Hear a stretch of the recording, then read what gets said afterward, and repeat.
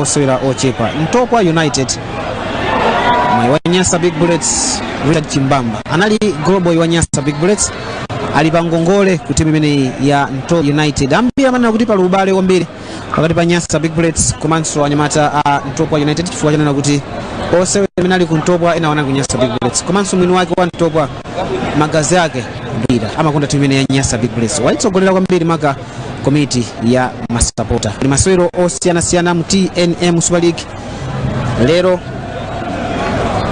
tikatukuuzani kuti zikwenda banji mabwalo ena chifukwa anyamata a Tigers Mighty Tigers ali ku Mulanje Park Stadium mwana Lagos Mkodwangwa ndiye anyamata a Masters anapita anyamata Osenji kuchokera ku Nigeria machita maisa mwai makamaka ndi anyamata Mighty Before Wonders zinaende ndotokera ku Nigeria. Osenji wa Valaches number 19 ndipo ndi kona ya msala meno wa kona ya Mtopwa United. 2 minutes tutsako ni mutu ya mikanfoja kuchitisa so kona ina zamba za masewera awiri amene wa zikuoneka kuti anthu ambiri mwaya kupereka ku timu ya Nyasa Big Bullets imene yasewera masewera kwa na awiri inasewera masewera kwa na awiri koma pambana kwa mods na pambana skuli zinayi kwa wewe na nyamata TN Stars kwa 13 komanso kumana ndi nyamata Tigers 1-1 fana mpamvu. Nyasa Big Bullets kuti yasewera masewero okwana makamaka zaka zingapo zopitirira ziwiri TNM Super League osagonja pakamuzo stadium. Tionelero kuti kodi zikhale motani. Blues ngati ingapambane mtsiku lero ndi mwayo bwera pa number 1 TNM Super League pamene kumana ndi anyamata Mighty Tigers mawa kumananso ndi anyamata Mighty Before Wonders. Nyasa Big Bullets Ziani Chirwa kutsaka anyamata Mtopwa Henry Magesi Kabichi so bakatipa Charles Nyasa Big Bullets soresa anayi mbuyo anayi pakati awiri kutogolo timozi mata Mtopwa United. Nyasa Big Bullets ma defending champions kuna natenga chiko chimenechi season yatayi kodi akwanitsa panga defend kamene kuteteza chiko chimenechi tione zonse ata ligi ya 2019 chakumanzere Chimango Kaira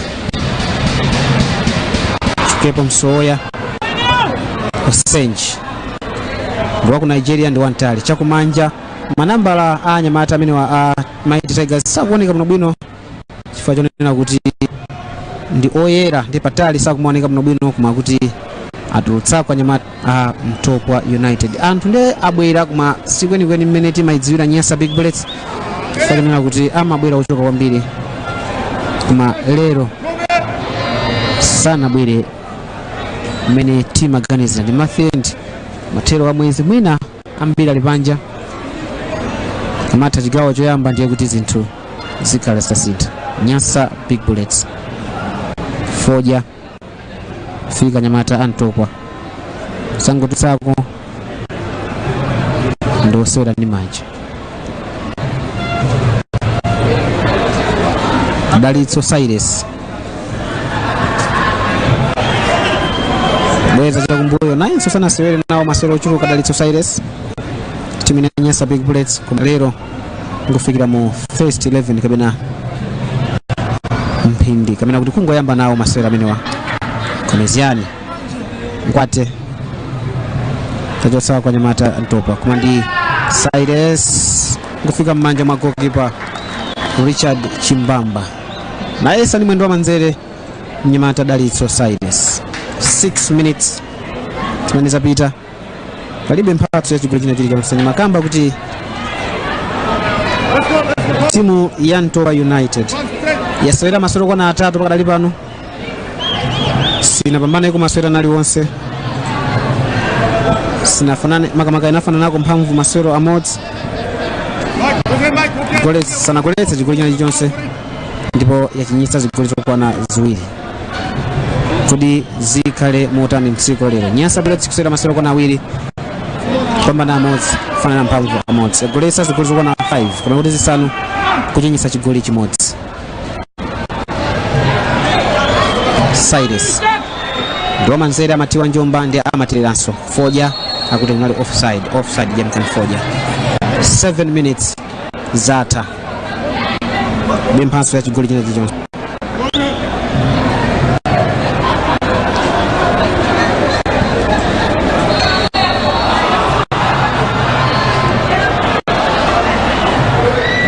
Imbira ambiri sakukonda makamaka ukonda timu ya Nyasa Big Bullets.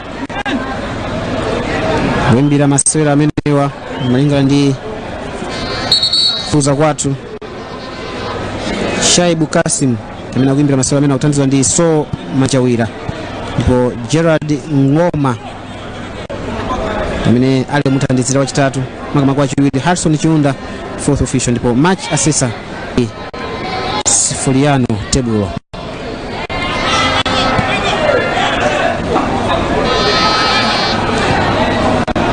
Mtopwa chapa katikati Sintambali chakumanja akupatsirana bwino Nyamata. Mtopwa ndi timu imene mwina kuidirira kapena kuiona mbotolo ikhoza kudzizimusa Nyamata Nyasa Big Bullets imene 8 ndiye zatha.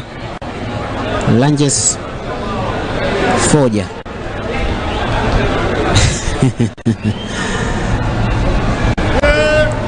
John Langes ngochota mpira umene amapatsirana ndi Yamikani Foja. Adakali pano timu imene imathandizwa ndi boma ya Civil Sporting Club ili pa namba 1 ndi mapoint okwana 9 yasera masolo kwana 3 goleti zokwana 8 ndipo sina chinyisa chigoli chinachi chonse. Blue Eagles pa namba 2 ndi 7 points. Ayimbira kuzayimba kuti ndi free kick ya Nyamata Mtopwa mwene ndi Shaibu Kasim. John Langes kwaisa kuzungulira kuma kuti Foja ndiye Foja na inso kwaisa bwiza pang'ono sabweza mbuyo sabweza kwa John Langes Kinto captain wa Civil Sporting Club. John Langes mfika Mike Nkwata utamuju koma Imbira sana Imbikasa Chanja Ligome Chirwa limanembanda Nyamata Mtopwa wachotsako Mnyamata Richard Chimbamba ndio chenjero wakala kwambiri kunyasa Big Bullets ngakale sama sika mina sama yamba komabe experience alinayo Mtopwa. Atirani bwana kuna ria njudu wako Henry Magesi Cabbage ndi free kick ya Nyamata Nyasa Big Bullets. 10 minutes ndiye zata Dari Society atenge free kick imene mwamsanga Ligome Chirwa fika kwa Nyamata Mtopwa zapatsana cha kumbuyo kwa komwe tukujotsa kumene kuja ziteka Nyamata Mtopwa mwina ka creativity ngakusowa kutsogolo kamena kuti lunta lopeza zigoli koma mpirawo ndi akupatsirana 50-50.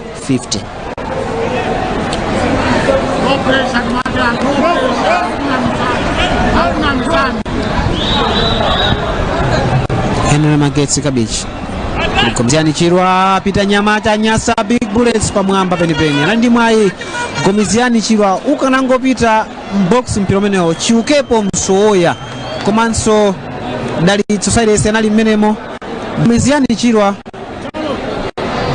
anali ndi mwayi osogoza makamaka Nyasa Big Bullets pa 10 minutes sizinateke achenjera Nyamata Mtopwa United. Leo mpulula mukonda Madi Ferguson amene tsogolera timu imene ngati mphunzitsi wankulu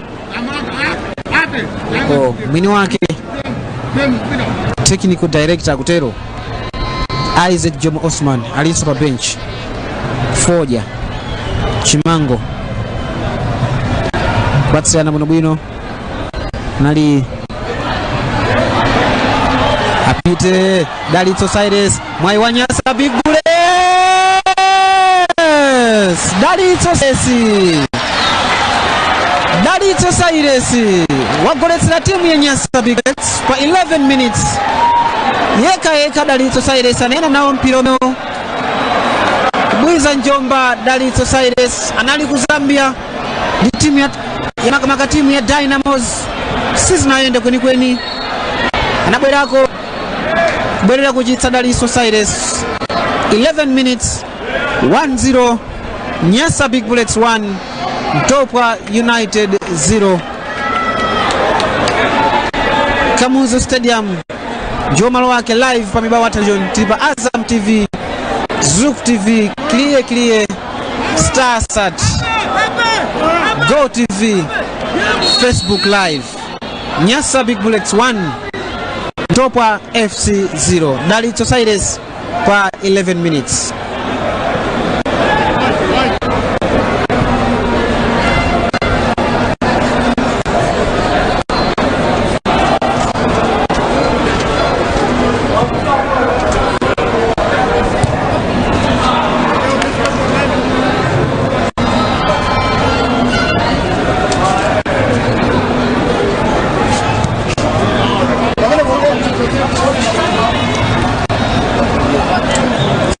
Minutes Zata.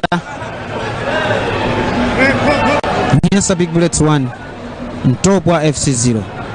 Kudizingate Nyasa Big Bullets kufana na mpamvu kamena kugonja ndi Mtopwa. Zingate Mtopwa kupambana masala meno atizone pano ikamata 90 minutes. Patsana kumbuya nyamata Nyasa Big Bullets Charles Petro mutenga ku reserve kwa timu yangu na Nyasa Big Bullets inamaliza number 1 mu msimchigao chakumwera tamine mechwa kuti chitezo mbawula kumapano ndi Thumbs Up Southern Region Football League.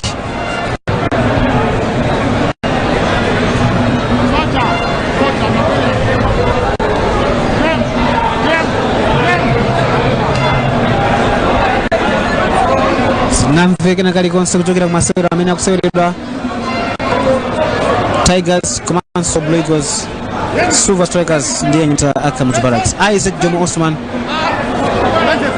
telefoni yake alipa touchline zimadabwitsa kwambiri kutenga technical director saa kuna ukaba bench samapereka mpata kwambiri kwa mphunzitsi wa leo Mpulula kutazia nkulu koma amapita kwambiri namulemba leo Mpulula ngati mphunzitsi wa nkulu Mtopwa FC kubatsirana ndi akubatsirana mugwetsa kuti palibe free kick apite Mtopwa. Mtopwa anali jezi number 19 Osenji kwao ndi ku Nigeria. Wantali ndodziwa mpira onde kudziwadi amata apatsane kumbuyo kuma ningozi kufika maiki mkwate Mtopwa wa utali koloka mzira pakati mchigawo cha Nyasa Bullets kuzangu tuluka kutapa nyini manja nyamata Nyasa Big Bullets.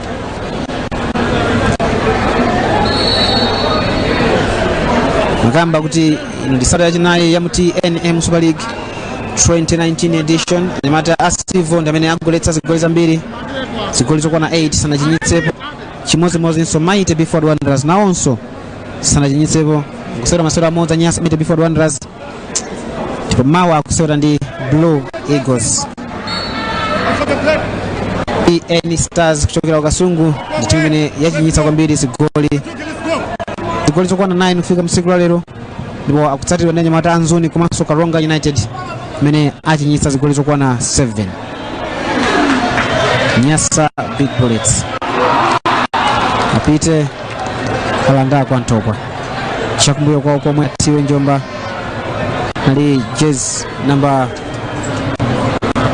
20 Gremu Lemera apatsiranebe chiukepo kwa landapo Chimango Mfika Cyrus ndi mutu Osenji chakumanzere apatsirane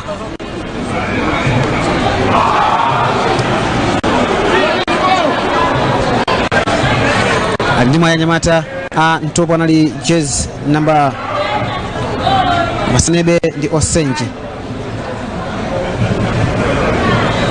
pite Osenji kuma atitsako makamaka patali kuma pambali penipena nali Victor Trambo amene wavala jezi number 2 Victor Chirambo ndi wamfupi makoneko ndi okutha mnyamata amene jezi number 2 kusewera kutsogolo ndi Friday Osenje kuchokera ku Nigeria.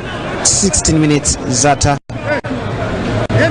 Nyasa Big Bullets 1 Mtopwa F0. Kankobwe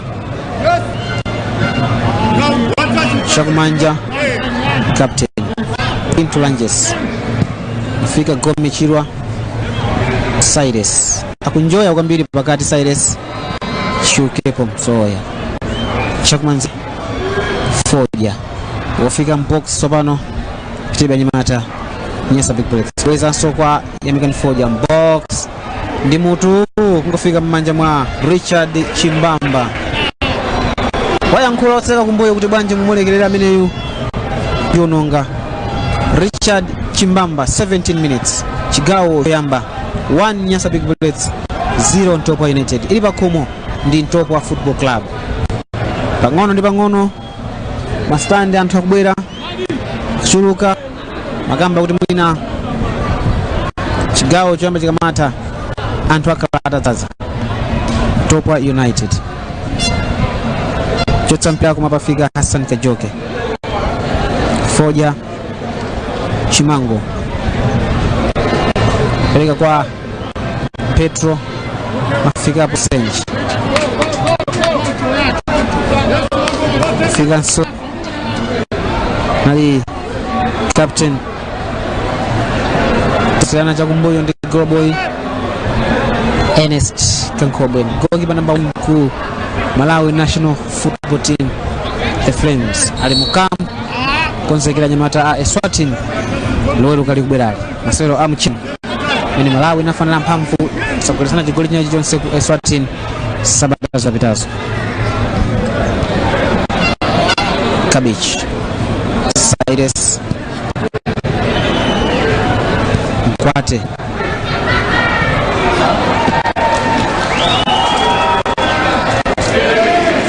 Henry Magetse Kabichi ali ndi mwayi anyamata Anyasa Big Bullets achotsako kuti kunali offside ya anyamata Anyasa Big Bullets. Gomiziani Chirwa ndotseka kumbuyo kumapita kutsogolo nagoletsa chigoli choyamba ndi Nyasa Bullets pamene masewera ndi TN Stars. 19 minutes Nyasa Big Bullets 1 Mtopwa FC 0. Chibwera pa 11 minutes ndi Dalitso Cyrus.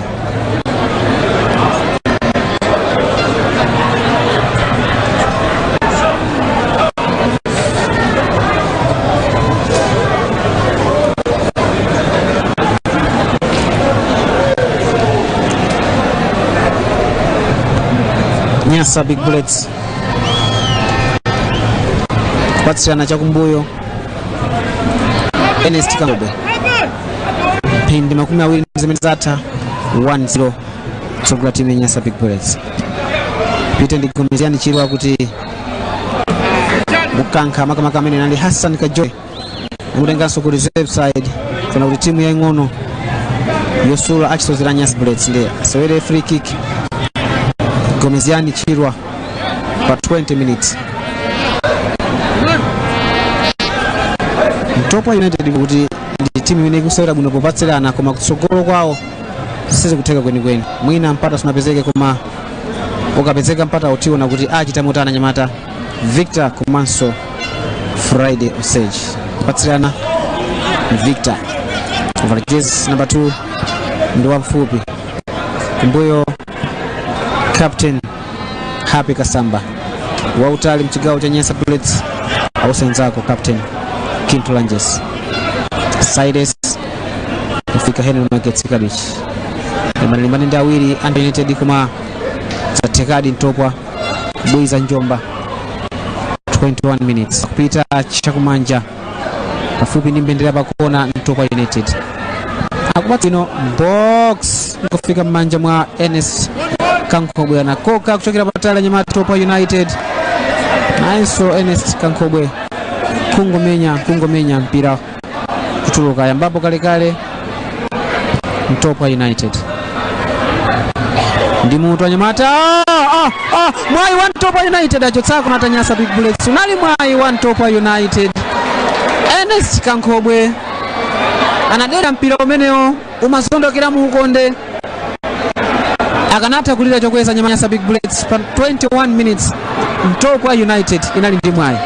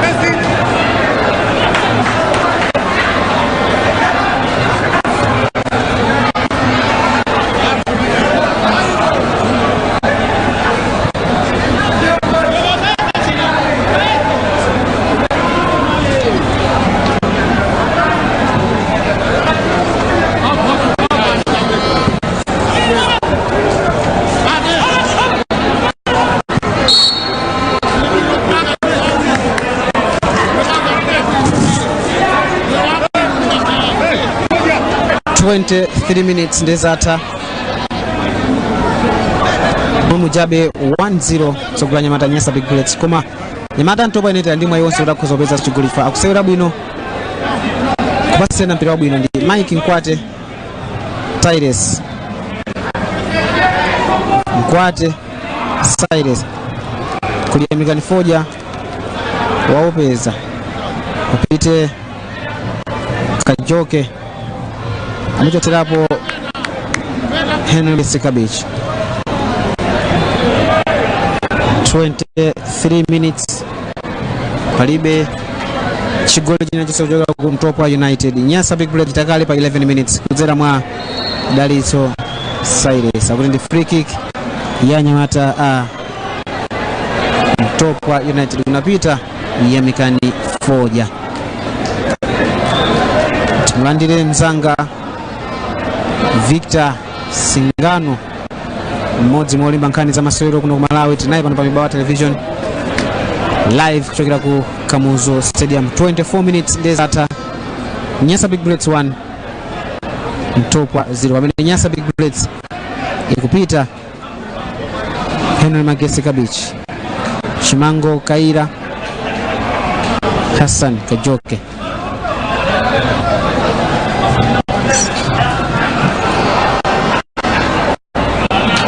kona ya mata Nyasa Big Bullets pa 24 minutes. Victor wananao bado kufika pa 24 minutes. Mwina Nyasa Big Bullets yapeza chigoli koma Mtopwa sina bese mwa chigoli kupatula kuti nali soni mwa pa 21 minutes sina golese tinene kuti maswero otani kufika pa 24 minutes. Mina ndine kuti maswero abwino kwambiri kuti ankwambiri mina nayekezo kuti mina kuteka mina Nyasa Big Bullets amaza kufika mpinga zinosi ikhala mina yekinyezi kuna zozuvira kutenga ndi kuti mina ngati Mtopwa ndi mene kungo mene mukene mu Super League maso mtimu mene mabuya kuti ambiri mwe wakungoemba kumene msoro mu Super League koma ikono kuti ngakhale yachimisa mina mpinga zambiri ndi timu mene ngati ni sasa kuti ndi kazi kinga na konseka kwa mpinga mina Bullets isawa sokonezi mina ngama changu ndi anyamara mene kuza kuonesa bwino kuti even kumbuyo kwa wakatenga mpira sala ndi pomba kazi kwa bwino zikona kuti leo mpira wauzi vita sabu bwino. Nyasa Big Bullets Mike Nkwate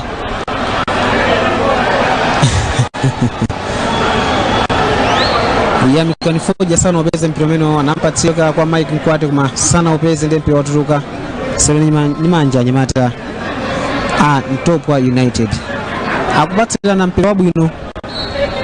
Nyasa Big Bullets sikuti kujira usela mpira wopisha kwa mbili onako chukepo soya pa 26 minutes sana menyeko pa golo kamena kuoneka kweni kupatula kuti Dalitso Cyrus kugosa chigoli ndi midfielder kamena kutosera pakati Hassan Kajoke ndi chukepo msoya chilo zawo sizinaoneke kweni kumenya nyamata mata mene wa Mtopwa United ya kusogolo Friday Osenji ndi Victor Chirambo na onso sana gunde kweni kupatula kuponya pa 21 minutes.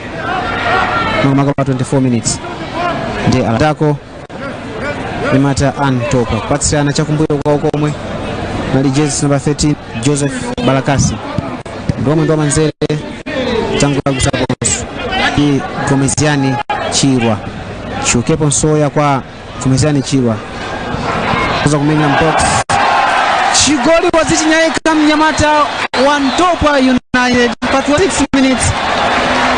Tione kuti namba yake ndi chani yeyu inali cross chokera chakumanja Gomeziani Chirwa nzanga Victor Singano anyamata amwe mazira manga mazira omwe anyamata Mtopwa United sakumvesa kwa mwina kwa amina masafiri wambiri mwanga mfaniza mpira akuza kumvesa sasa kwa jinoji mpira ungeone sima kuna mwini kwa maso ime na nemi ya defender unali mpeni mpira unali kuti kujo sakwa hivi defender ujira ukandi kwendu kwambadi ya kwambiri unali mpira uvuka ana kausia unguwe wake mabwera soma player na police amena kwa somebody start meno tende nganoti police abizozeza jimiri kwa mano ndichikoli chovuta kwambiri kuti unganoti ungapanga blame defense kapena ungapanga blame kuti Mtopwa mwina defense ya usiri bwino mpira wovuta kwa mano tangovuta kuti mwina ngati line mwina kwachokera mwina ngati Gomeziani Chirwa mwina kwa kanga lutani anyamata ata anaonelera kwambiri pasi na mpira kwenda kuchoka line mwina kucha paka napesa mpata kuti mpika mbrose mwina ngati mkati Joseph Balakasi mene wamo maziraji omwe pa 27 minutes Nyasa Big Bullets 2 Mtopwa United 0 akatero ndi kuti madzi ayamba kuchita katunda kupita so anyamata Nyasa Big Bullets Mike Mkwate Cabbage Gomeziani Chirwa Randa kwa nyamata Mtopwa United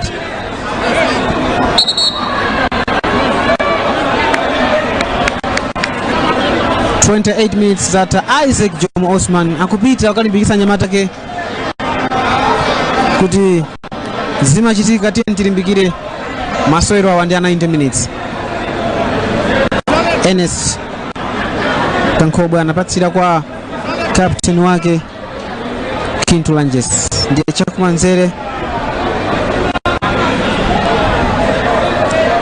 kujataka kwa nyamata Mtopwa hapa na 29 minutes Shigao choyamba Mtopwa atu Victor kupasira nde akupasirana kuma mwina kutenzera pakati kupita Chigao cha Nyasa Big Bullets isikumavuta kwambiri mwanza kufuta dipena pake zimole ka singati experience pena kumatimoni kama player mwana za Mtopwa maka mfuja mwana pakati first one goti zikumavuta kuta kwambiri zimwana ngati mwanza nde pakati ko pali mina ngati mwana mwana na kwambiri subali mkwati tukamba za Cabbage nenda nyamata kuti akumaona kuti kuli afuna inde motani ne sakuma ucheka mwana ngati sakuma kutika mwana ngati kwaanda kufa kwa mungu pakumachi tena kwa pali anyamata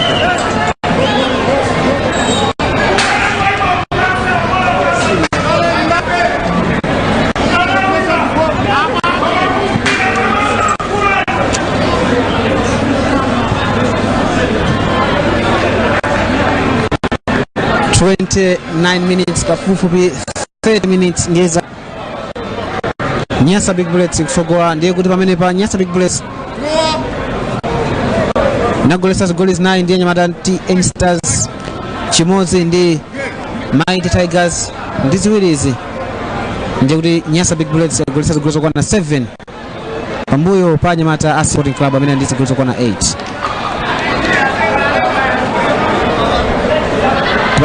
kupatsirana nyamata Mtopwa pite kungo kutulutsa mpirawo tasoleni manja nyamata Nyasa Big Bullets 30 minutes zata sinamveko chilichonse kuchokera ku Mulanje Park Stadium komanso ku Silver Stadium kumene mabanka akumana ndi masoja akamuzu Barracks Gomeziani Chirwa Mgeza chakumbuyo Charles Petro Magets Cabbage wa utali fika chapa kati ya dula kwa nyamata Mtopwa kulichukepo Msoya Musamale ndiwoipa kwa mpaziraga kalipeza ngakale Richard Chimbamba akumudzi wa bwino nyamata amene chukepo Msoya anana elimozi ku timu ya Nyasa Big Bullets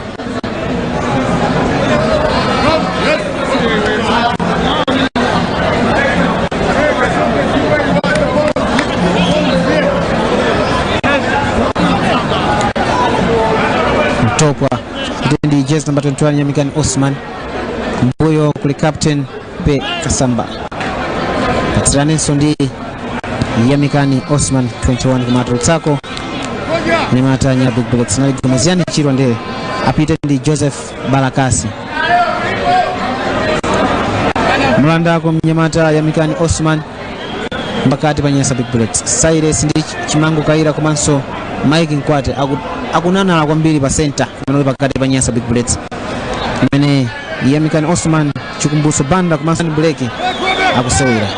Charles Petro Cabbage kwa Petro Cabbage Petro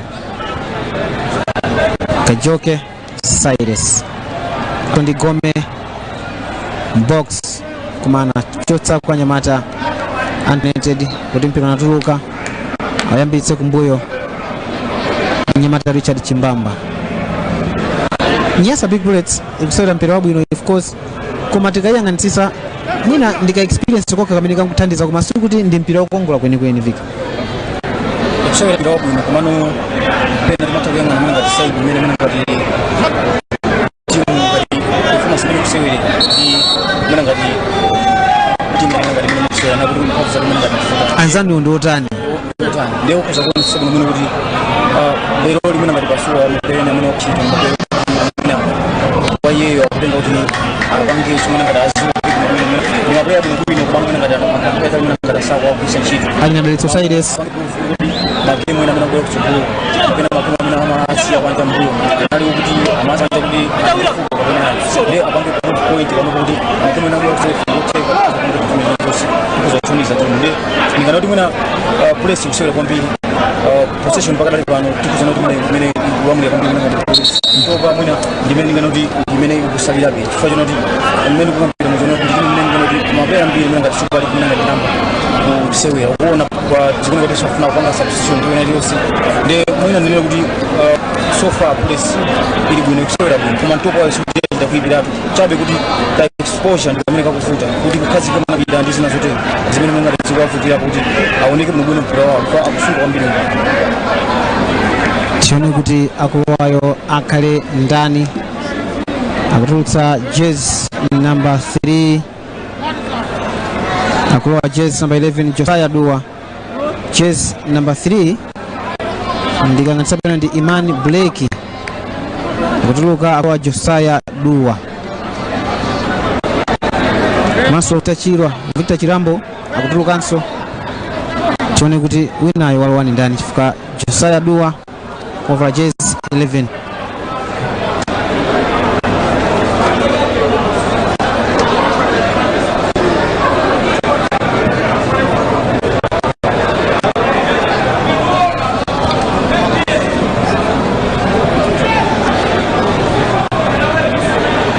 arusa jezi number 2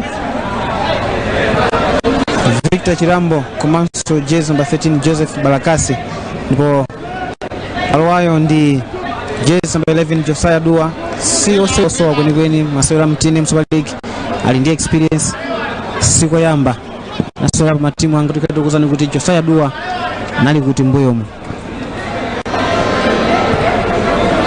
Mtopwa United kungotulutsa ko mpira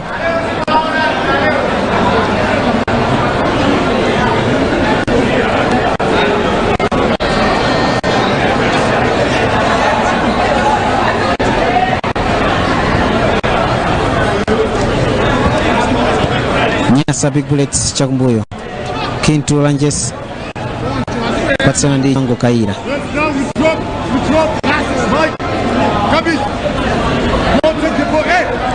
Chakumanzere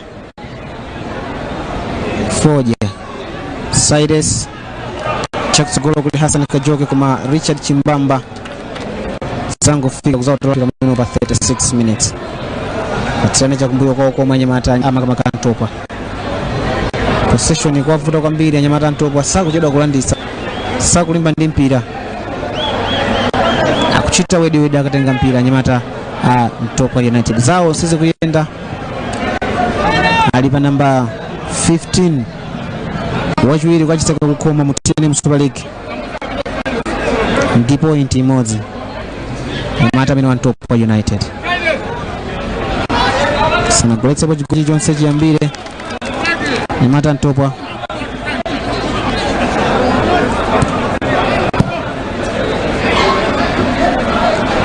"36 minutes Ernest Kankobwe amwesa kamudzi koka Ernest Kankobwe mwina anyamata kutsogolo tinene kuti Mtopwa vuto ndi pakati kuti supanga supply mipira kutsogolo kapena anyamata kutsogolo nawonso ali ndi vuto kapena kuti experience kwaso wachifa kutsogolo kuli Friday Osenjo choka ku Nigeria sungani ni ngati kutsogolo kumene ngati kuli vuto kwenikweni chifukwa chinoti kuliona sisa chambeni game chamana mipira imene apesa anyamata amene kutsogolo mwina sikukwana mwina bya 4 kapena 3 imene inalenga kuti yabwino bwino kuti kupyangana golo kuti kuopyeza mwina ngati mbali ya police striker kwa aoneke kuno bwino ntchito yambiri mapika pakati ka 20%.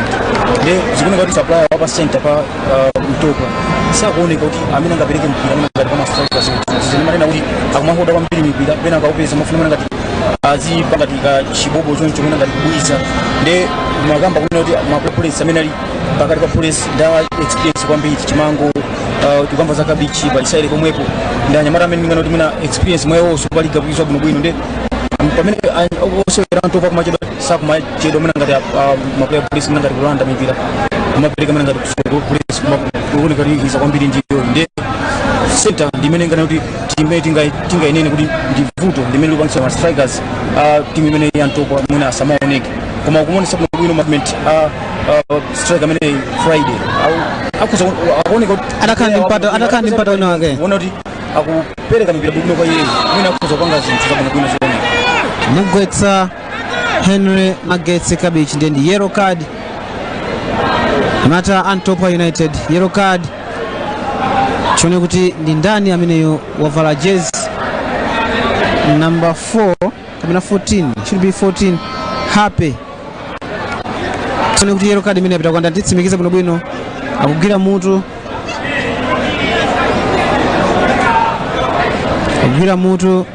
Isaac Jomo Osman mene yellow card titsimikiza kutoka kwa producer watu Koliza yemwe ali pansi penipeni offside ya Mkanfoji hapa 39 minutes ngatamasera mene wa chigawo choyamba tukupatsirani kuunikira mwatsatanitsatani mmene chaendera chigawo choyamba Koliza Msuza komanso anthu ena amene ali pansi penipeni mpaka Muzo Stadium. Tili live Facebook, Zouk TV, Azam TV, Starsat, Ekliye komanso Go TV ose wala pa Facebook Mibawa Television.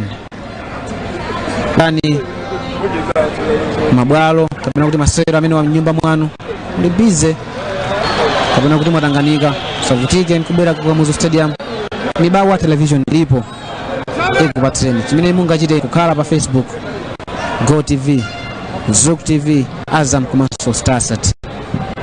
40 minutes kwa tsalampini zokona zinayi makamakazi sana kuti masewera amene wathe chigawo choyamba Nyasa Big 2 Mtopwa FC 0. Zateremo ndio kuti Mtopwa United mene inachinyisa zigoli ziwiri pano yachinyisa zigoli zokwana zinayi masewero okwana ana inso idi namba 15 mu TNM League atati league yatalero ndio kuti atuluka anyamata Mtopwa United mwina Victor tinene kuti ngakhale asintha anyamata Mtopwa kulowesa Jazz 11 Joseph wa sikusina kwenikweni kulibe chimene anga inene ukaya yankhula anyamata leo mpula kati ku dressing room half time akaya yankhula zotani kamene akakonze pati kwenikweni zona kusintha kwenikweni ndi palibepo kuti kuone soti mwina ngati abulisa anyamata amene ngati amphamvu za fresh sizikuoneka so bwino komano ndio na kuti nthemene malo anyamata amene kuti police ili kuti yakale moto yagwirale mwina mapasilidwe pakati pawo mwina kuchoka mwina kumbuyo kufika pakati mwa kutsogolo nde mwina tembekeza mwina ngati second half kuti mwina akhala kuzitolera mwina kubwera Mtopwa ndimwendo wa manzere kuchokera patali kwambiri pa 41 minutes tione kuti namba yake ni chani mnyamata ameneyo Ernest Kankobwe sangamvuzanga Victor chigoli mbambande ndi mwendo wa manzere anyamata Mtopwa United goli zofuta kwani chimozi mwa goli zimene ngati mwina ngati mu Josiah Dua yemongolowa kumene yes wazi goli cha mwina kwambiri chikengana mwina chima chimene ngati mu ku English Premier kamera ku Spain kumene achina Lino Messi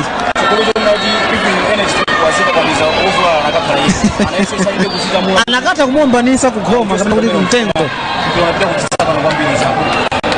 2-1 Mtopwa United. Mwachiwiri wa Mtopwa oyamba unavuta wachiwiri wagolesa Josiah Dua kutoka pa bench, super substitute. Gomeziani Chirwa kupita box jotsa kwa Nyamata Mtopwa makamaka Nyasa Big Bullets apitenso Chimango Kaira Foja Chimango Chiuke Henry Magetse Kabich for the 2 minutes nje kutua ya kupira Josiah Dua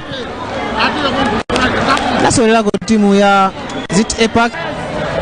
Josiah Dua apite Dalitso Silas Manja Figira Manja mwa Chimbamba free kick Henry Magetse Kabichi wakwia kwa mbili saku kukondwa saku kulubirira kuti Mtopwa United yapeza chigoli pa Nyasa Big Bullets. Mwina Zanga Victor Nyasa Big Bullets ndi timu imene anachinyitsa zigoli zochepa mu 2018 koma kuti mwina chaka chino zivutirapo anachinyitsa ndi Mighty Tigers ichi nchigoli chachiwiri Nyasa Big Bullets masewero achitatu chigoli chachiwiri komanso mwina kozana kuti Bullets mbili mwina kama last season ndi timu imene ina sewera masewero chiko kwambiri mwina usapanga draw koma chaka chino kuti yayambirira mwina ngati zizoneka ngati mwina kumbali yawo sizimene anambira mwina ngati chaka chatha tumakamba kuti makimu anadusa mpaka na 5 asana kuzi 7 asana kunji koma panokuti kwamba zona kuti apanga kale draw komanso panopo achinyitsa kale timu semene ngati njeni kwambiri ili pa namba 15 inalisana pesa chigoli china chonse mu makimu akamene asewera kuyo koma yakwanisa pesa no chigoli kuchokera pa mwamba mwina ngati pa timu ya Big Bullets ndeno chimeti makamba kuna kuti mpira chine chonse chimatha kuchitika mpira ndozungulira mpira lero umatha kuzunguka lina mawa umatha kuzungulira mbali ina ndi lero lingana kuti mwina Bullets ili bwino inde koma ndimene singana kuti mwina yapanga pasidi chigoli chimene chili sofyamba mwina makimu akamene yayamba kusewera mpira mfuka Chiukepo Msoya anapita kuti koma pamwamba penipeni masewero awa atenta Nyasa Big Bullets ndimene akusunga chikho chimenechi chaka chatha adachitenga chikho chimenechi m'manja mwa Mighty Before Wanderers. Tione 43 minutes zapitako Karonga United 0 TN Stars 0 ibe chigoli china makamaka umene kukhale ku Mulanje Park Stadium Mighty Tigers komanso Blue Eagles. Nyasa Big Bullets 44 minutes ndima seconds kuti mphindi zopumulira zikwane. Chiukepo Msoya muchotserako adakawa kuti alimba Nyamata Mtopwa ndizotheka kugonya Nyasa Big Bullets mende kuonera ine komanso kuchita draw kamene kufanana mphamvu ndi Nyasa Big Bullets sikuluma kwenikweni Bullets imwina ikumaderiranso pang'ono. Tione kuti masewero amenewa ate motani. Kalisto Pasua versus Leo Mpulula aonjezera mphindi ziwiri 2 minutes zimene aonjezera. Gome Mchako Mkwate Petro Mkwate kwa Kabich Musila Foja aonjezerako 2 minutes. Mkwate Chiukepo Mkwate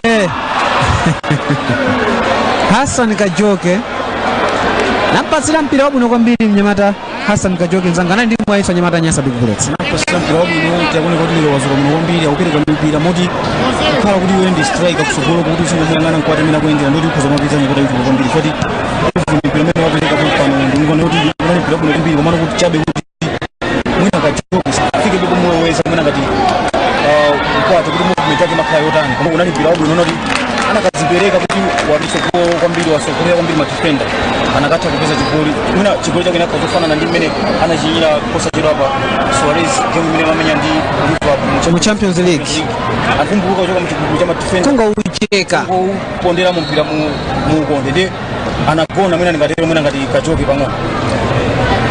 Vrala Gomeziani Chirwa pamene Mtopwa United yapeza kona pa 40 6 minutes seconds kuti masewera amene aipo apumulire chigawo choyamba komeziyani chiro ndi akumuona Isaac John Osman kuwauza nyamata kuti tipite tikamake konamenti yathu tisumbire masana akamata ikhale 2-2 chigawo choyamba kuti poyamba chigawo ili tikale tili 50-50 anyamata Nyasa Big Bullets akuyankhulana chimwengo kaira John Langes and Kankobwe Dalitso Cyrus akuna kuti alindinkawa kwambiri anyamata Nyasa Big Bullets aopa azizimuka pamene Mtopwa United ikasewere kupatsirana Josiah Dua apite box koma fojo wachosako ndi mutu akumazipakapaka nyamata Nyasa Big Bullets oyimbiraso nkuzayimba kuti chigawo choyamba chatira pomwepo Mtopwa FC 1 Nyasa Big Bullets 2 chigoli choyamba chinachokera pa makamaka chinabwera pa 11 minutes ndi Dalitso Cyrus chigoli chachiwiri chinabwera pa 27 minutes Joseph Balakasi zichinyaeka ndipo chigoli chitatu chokera ku Mtopwa United Josiah Dua ndi mwendo wa manzere pa 41 minutes 2-1 sogola nyamata Nyasa Big Bullets 45 minutes zoyambirira chigawo choyamba masewera mu TNM Super League kugulitsa mwachangu lengezani malonda anu pano pa Mibawa Television kuti mugulitse mwachangu kungolengeza basi nthawi yomweyo katundu wanu wapita Mibawa Television yokodola ogula mwakathithi.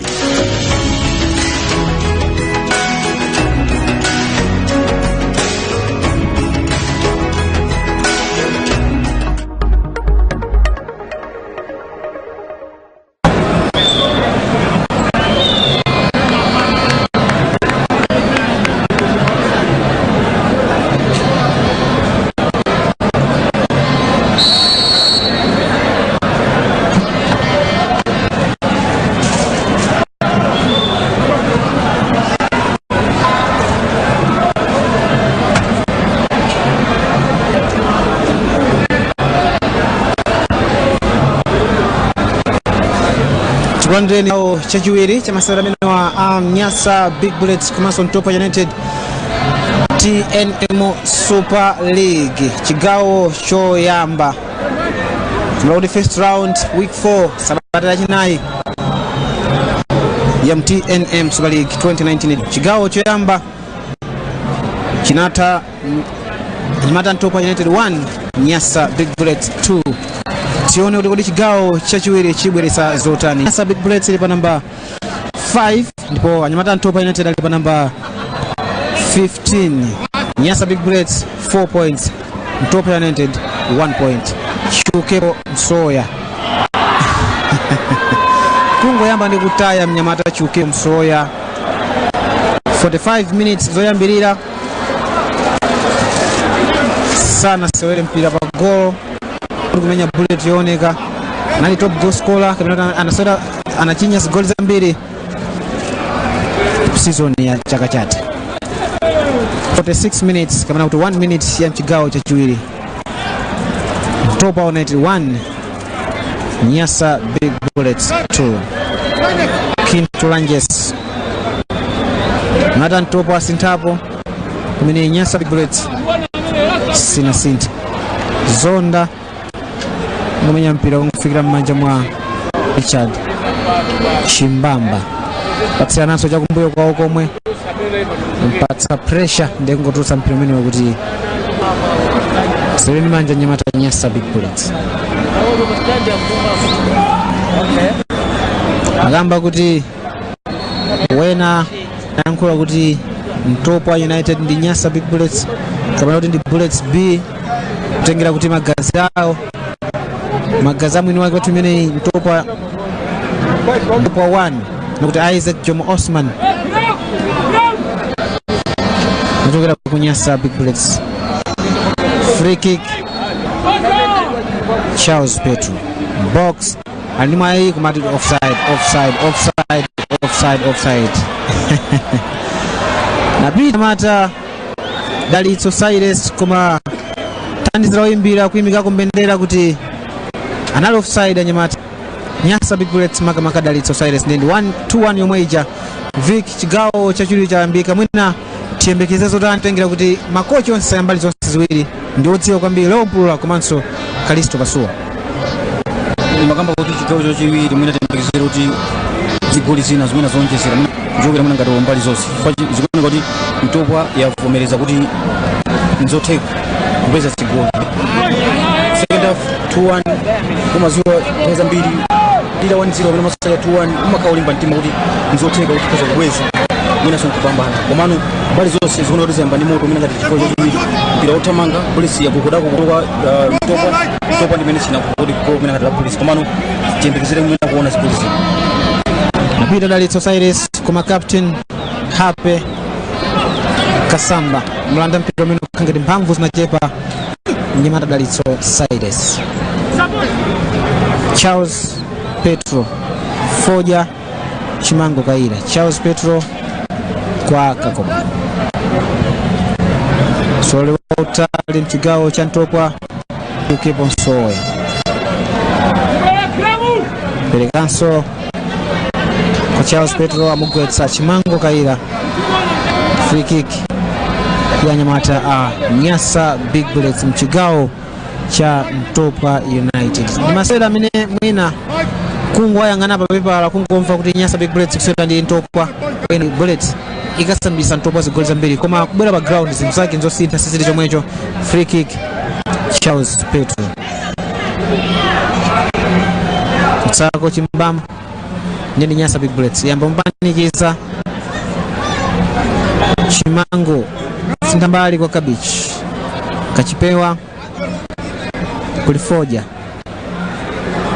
Kodola kwa Cyrus box achotaka Nyamata captain Kasamba mugwetsanso. Free kick ya Nyamata Mtopwa United zinachitikira box anali Chukepo Msoya jersey number 14 wa timu yake za masiku ano waliocha Nyamata wa 49 minutes wena ukawa ukuya kwa mbili Chukepo Msoya kusapeza chigoli iyeyo ndi strike akamena kuti ogoleta zigoli amene amakhulupirira kwa mbili kunyati Bullets kuti amaitaniza timu imeneyi ayambako kalekale Nyamata Mtopwa.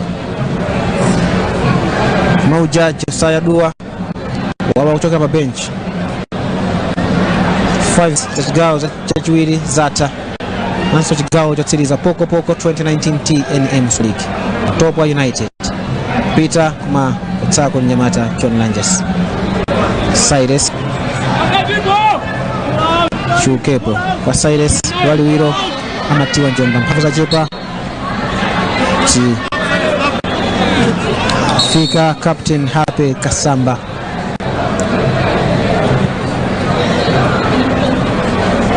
so yambi senso kawiri ne modzi mwa Useranya Bullets anali captain Kintu Langes kugira pantima kuti ofulala pamene pakumva ululu kuchuluka kwambiri koma kulipitiza masera amenewa ululu kuchepa sana bwere kuzamuona azachipatala. 51 minutes 2019 TNM Super League but defending champions komanso Marukes kumena kuti alendo komanso amene akuteteza chikho chimenechi Nyasa Big Bullets ndi Mtopwa FC.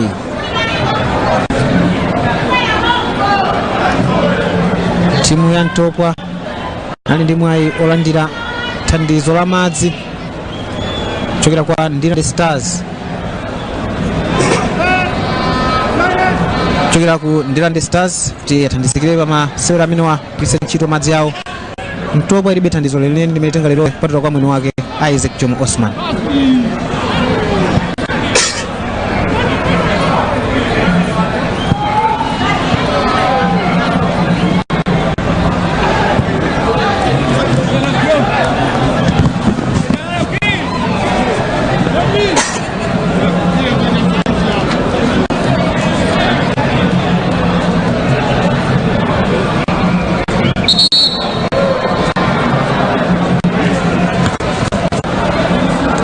Nyamata awira Nyasa Big Bullets Ernest Petro komanso Peter Banda panguma practice pamene jersey number 20 Graham Lemera ngokuti wavulala ndi azachipatala kumonaona Graham Limera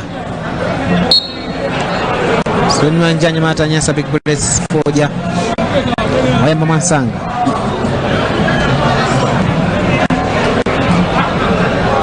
Cyrus Mwafika Johaya Dua Bwinondo wamendwa manzere Funa kutiwa njomba Zanika Kongo urusa kutisina kula Kings Leben Jazz number 15 mbuyo kwa Mtopwa United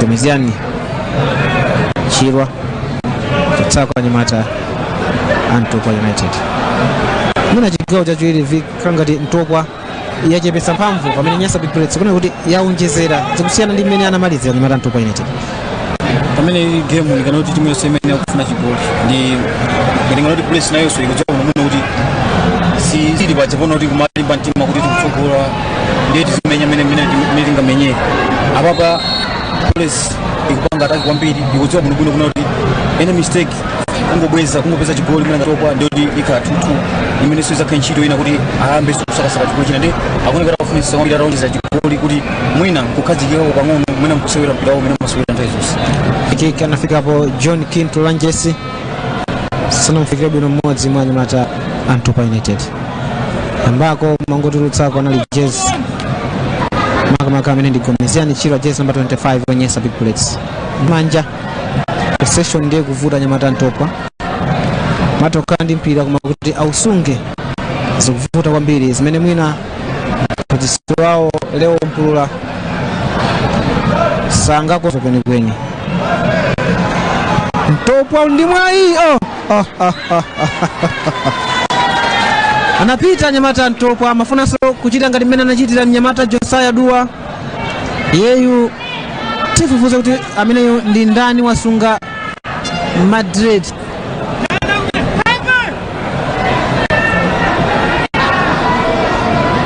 Jazz number 17 Kondwani size funa kubwereza zimene wapanga Josiah Dua nyamata 17 Kondwani size sakukondwa also kuna Nyasa Big Bullets funa kona chiukepo Msoya kuna ndo kwiya kwambiri wakwiya chiukepo Msoya sanapeze goli ngakhale timu yake kutsogola sakuyenera kutoka ndi opanda chigoli akutero chiukepo Msoya weza kumbuyo waukulu kwambiri kamene wautali wamphamvu nali Charles Petro chimango kwa Kakobo Itaibe chimango kaira kuma akanyamata Mtopwa United akuyenera kutulutsa mpira umenewo kuti pressure ichoke chimango kanika kutuluka nyamata Nyasa Big Bullets wautali tsopano ndi mutu wa usenza nali Gomeziani Chirwa Tamangebe Gome akupita mwa Nyasa Big Bullets kuma captain Kasamba kuzangochotsa ndi mutu kuthandiziraponso nyamata Mtopwa United akudziwa kuti chiukepo Msoya si munthu omusunga box kamena kumunyengerera haina magesi kabichi Langes captain fantastic chimango kaira kuti pali free kick chimango kaira John Langes kusadi kuti ndi msogoleri mzanga anaibwiza njomba imene mpira umene unampatsa pressure kwambiri for akanangolephera kulisa mpira umene uja ndi kuti nyamata amapita ndikoma kwa ya police imene ngalini kuti mwina masewera ambiri mmozi mwa bya mfuko bwino kwambiri mwina ngati kumbuyo kwa police ndi amene ndi nyamata amene ngana kuti ndi experience ndokhazikika mpira komanso amazoja nokuchita mnthawi yake ndi captain iso amene wa timu ya dziko lino national team ndingana kuti experience kumthandiza kwambiri Richard Chimbamba chotsa mpira opsa kwambiri umene anyamata Nyasa Big Bullets anamenya palo chititsa kona pa 56 minutes mamu Jazz golizo kuti Mtopwa FC 1 Nyasa Big Bullets Mike Nkwate chigawo chachiwiri sinda mutchulo kwenikweni nenye kona stadi kona ndi mutu anyamata Nyasa Big Bullets mafika Chimbamba mutu watulukana tulutsayo anali Hassan Kajoke Jazz number 9 ndi wantali mtosa kumene ku timu ya Ing'ono ina Enos Chatama inamaliza pa number 1 masanakanika kuti asewere mutene mu Super League timu awiri kuchokeraso kumodzi singatheke bali ndalama kumanso dziko lino Uzako Mtopwa United.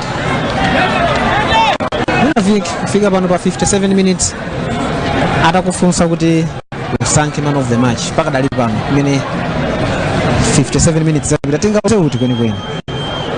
Kala kamwe kusema mnoto muna. Ndibine mbira mwana second half ba kuna kanga mwana first. Anali mabule yanga pa mene maone kuti tunawajira bwino. Anamenya bwino. Kumishana nali mwezi mwayo, maso kwate nali mwezi mwayo. Umaso muna nyamata mina ali katika watu mune Mtopwa ndi kuninga kuti ndamene so kukazi kisabata kwambiri Happy Kasamba. Amene ndi amene kukazi kisabata kwambiri kwa Mtopwa ndi player ninga kuti mina akusowa ndochita nawo mpira akhala kumbuyo. Maka kwambiri chukepo Nsoya akumanga Hassan Kajoke nyamata mene Happy Kasamba. Ndipo sana lione kwa chukepo Nsoya chigawo chiyamba koma sigwa menza chiwiri. Figapo Ernest Kakubana Musira ali ndi mwayiso pano ndi chukepo Nsoya amsamale ndi ng'ombe yogunda chukepo Hassan Kajoke sanga mvesesa nyamata Nyasa Big Bullets kawiri konse Hassan Kajoke komanso Daliso Cyrus aya bomweta mweta nyamata Nyasa Big Bullets kwa 59 minutes. Mwene ndiri manena kuti mpira zimachitika zina kuti mwene wesosa mamvesa olo munthu kuti mwina sana khalepo pansi mwina kuti lero ndigunde kompira ndikhanga ndikusewera kompira amata ku challenge kuti ineyo pamene popo nakatha kupanga zinthu zodabwisa kwambiri koma amakhaso kudabwa kuti kuteka banja mwina munthu amakhala teira kumenya teni akuponya ngati pamene zimachitika mwene ndempira koma ndinganoti ndikuta bomweta ndikutaya mwina ngati mwayo mwene ndinganoti supezeka kawiri mu mpira komanso ni mwayo mwene ndinganoti even masewera amenewa mwina ukhoza peza kuti sitiona aso mwina ngati mwayo ngati umenewu kumbali zonse mwina za police komanso mwina ngati Mtopwa apita ndi Osenji kuti okonda Mtopwa FC kuti kunali penalty kulira koma sizinateke anali Osenji wa ku Nigeria Josiah Dua kuzamenyetsanso Mods Nyasa Big Bullets anali Gomiziani Chirwa apanikiza nyamata Mtopwa FC hata kupeza chigoli ataka kuti aonjezera moto menewo chakumanja kwenikweni anyamata gane ndi Osenji ayangane golo kapena kuma chakumanja kuli akuti offside anali nyamata jezi number 17 Joseph makamene ndi Kondwani size offside 60 minutes waya kampira TNM Super League aliyense akufuna 3 points aliyense akufuna zigoli kodi ni Nyasa Big Bullets kapena Mtopwa FC 3 points ibira kwa ndani Peter Banda chokera ku Griffin Young Stars amene afuna kulowa nyamata Peter Banda ndi mwana wa yemwenso anasewera timu imene Nyasa Big Bullets Chikondi Banda pano obweranso ku timu ya Nyasa Big Bullets anayankhula mbuyomo Fisha Kondowe kuti ndizachoka ku Nyasa Big Bullets pokapoka ndizaona Peter Banda ndikusewera naye Mtopwa United kuononga mwayi nawonso Kako nali Charles Petro nde akutasewera ndi manja nyamata Mtopwa FC sakukondwa nyamata Nyasa Big Bullets chigenzo chimenecho komabe oyimbirayo nde wayimba 61 minutes apita bendi Osenji ni mwendo manzere kuma Ernest Kankobwe zakugira mpira meno akuwauza kumbuyo kuti inu mukutani Mtopwa apa ifuna chigoli ndipo zikhoza kuteka kata kuti limbikira nazanena una kuti ukamamenya timu yakulu ngati chonchi kuwapezera pezako kamwa igoli kumalimba mtima kuti kodi nzotheka sweet nde akuoneka kuti anyamata Mtopwa avomereza kuti police chimodzimodzi ifeyo tikhoza panga chinanji chonse mmene ngapangireso iyoyo ndikuona ikuoneka kuti nayo police itangoponya mwina ngati mpata mmene inali nawo Mtopwa yaoneka kuti yazuka ndi mpiri ikupanikiza kwambiri yaopsezapo kugogodako pali imene ya police akupita sopana nyamata Mtopwa pambali penipene nyamata mwayi ndiye ukupezeka mwayi womwetamweta dandaula nyamata wa Mtopwa United Isaac Jom Osman anapita tumwina akuza kulumpha kukondwa kumuuza leo mpulula kutulutsa Hassan Kajoke wa jezi number 29 Peter Banda Hassan Kajoke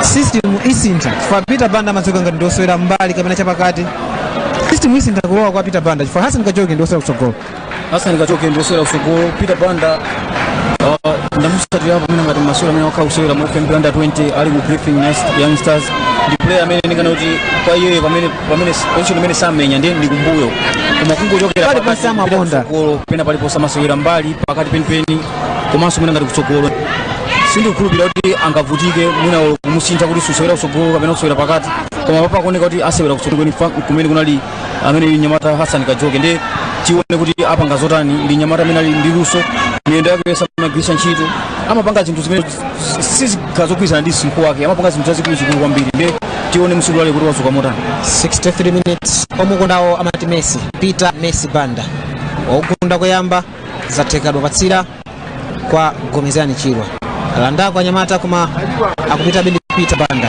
Messi 29 akupita ndi Peter Banda wati wa Njomba box mwai Nyasa Big Bullets Nyasa Big Bullets yatenga golide Peter Banda kungolowa first touch kupanga create chance mina Nyamata osera kutsogolo akanika okha kupeza chigoli wamona kumene wachokera nazafurukoza kunoti ndi mwana amene ndingana kuti position ina iliyonse musamusiye kumbuyo kumpungochoka kumbuyo kwa position ina iliyonse ochokera pakati msiyeni pamene popo chinacho samapanga wamona zomwe mapanga kuchokera kumanja kupasana mpira ndi Gomezani Chirwa kuyenda ndi mpira kuone kuyang'ana box kubwisa ndi Nyamata amene ndingana kuti mwina kuzolowera mpira mwina siku na mfute chifukwa kuti luso analinaloka kanga kuti mwina ali kusikera mautenga mpira ukusikera ukamba kusera ali mwana akwenda kusikera zichete manena kuti ukakhala ndi mpira mwina ukamayandikira mposi osakhala ndi proma kuyang'ana kuti kudi nzanga ali pati unamona amene anamenya kosi yake anaona kuti anayamba wayang'ana kuti nzanga ali pati box muli ndani kumenya mpira nkolo zavuta kumene Anyamata amene ali ngolo zinavuta kuti akwanise mwina ngati kuti kukusitira mpira mwina kuti yena kanka Nyamata Mtopwa United jezi number 17 pamene Nyasa Big Bullets Gomezani Chirwa alipanja kumuona wavulala Gome pa 64 minutes wayaka mpira usungane nene kuti upita kwa ndani kapena 3 points ipita pa ndani chifukwa wina ali akupita kutsogolo kwa nzake Nyasa Big Bullets komanso Anyamata Mtopwa United 3 points poko TNM Super League Mtopwa United komanso Nyasa Big Bullets onsewa ndi amu mzinda wa Blantyre ndipo Nyasa Big Bullets imagwiritsa ntchito bwalo la Kamuzu Stadium chimodzimodzi Nyamata Mtopwa atulusako Nyamata Mtopwa United 65 minutes Nyasa Big Bullets ikapambana masewera amenewa ndi kuti kuzokhala ndi 7 points kuita pa number 3 osatengerazo satira zina ngati Mtopwa United ingapambane ikali 4 points naonso aniti nthawi kick napita Anyamata Mtopwa United jezi number 17 Kondwani size akuvuta Kondwani size ndiye khayo amene ndi zingongo mmenemo amene Nyasa Big Bullets ifunanso kuwesa Nelson Silencer Kangunje ni magamba za Nyamata number 17 Kondwani size naye ndokutha mbalini naye ndokutha kwambiri ine sikulemba kumuonera ndamone yamuna akumenya kuambira mwina ngati Premier ndi player amene ndingana kuti wazunguza kwambiri matimu pa PAT pamene ali home ground yatu imene ya Mtopwa ndi yosera wabwino kwambiri ndochenja miyendo amatha kubwiza ndi liwiro kwambiri ndi blessing kwene kusamana kungoswera free kick yopanda makobidi free kick yopanda pindu Joseph Duwa 66 minutes Mon Kangunje keneka rusa ndani rusa jezi 10 Mike Nkwate ni magamba kuti chigawo chachiwiri sindina mutchule Mike Nkwate koma chigawo chamande watakata Mike Nkwate chigawo chachiwiri sanaoneke ndi amutulutsa Mike Nkwate kuloisa Nelson Silencer Kangunje zimenezo kuti Nyasa Big Bullets ikufuna zigoli chifukwa Kangunje timati attacking midfielder amaswera chapakati kuma chokankhira chakutsogolo chichwa chake titero kuti kukankhira chakutsogolo Nelson Kangunje akaliona golo sanyengereranso Nyasa Big Bullets yadabwa ifuna zigoli chifukwa Nyamata kutsogolo Hassan Kajoke mwatuluka komanso Chukepo Nsoya ntchito zawo zikusowa tidikire pachamati maule kumadzonde 2-1 Mtopwa 1 Nyasa Big Bullets 2 patirani chapakati Peter Banda kwa Nyamata Captain Langes komandi wa United apite patirani ndiye mauja jezi number 17 Kondwani size akuti amukoka koma oimbira sana imbe Charles wapitanso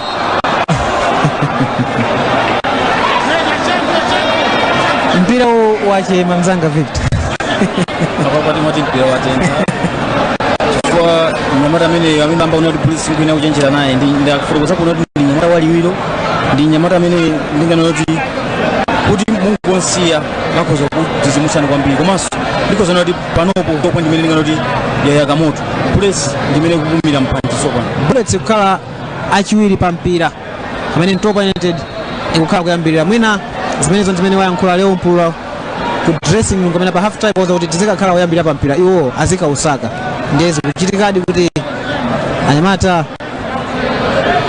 Nyasa Big chigawo chachiwiri akusaka nazana yapo kuna kuti Mtopwa chimwe ngine kupanga chono kuti defense yawo iziyenda zitafika wa center zaoneka kuti leo mpula waya plus anyamata wazimenezi akuneka kuti akudano second half yakuyenda kufika pa center zimene zimathandiza kuti pressure anu kupereka mwina kuti timu ina ikhale yamphamvu kwambiri foti ngati defense yaenda kuti center nayo simakhala yasuntha kusogolo ndi kuti timu ina imatakhala pampalipa ndi zimene zikuoneka apa pasowa kuti Mtopwa ikupanga atatu tione kuti wamatsenga kana kuti nzeru za mumpira ni ndani pakati pa leo mpulula komanso mnyamata kamera kuti mphunzitsi ochokera ku Zimbabwe Nyasa Big Bullets Kalisto Pasuwa 69 minutes kwatsala 21 minutes makamaka 31 minutes chigawo chachiwiri komanso masewera amene Peter Banda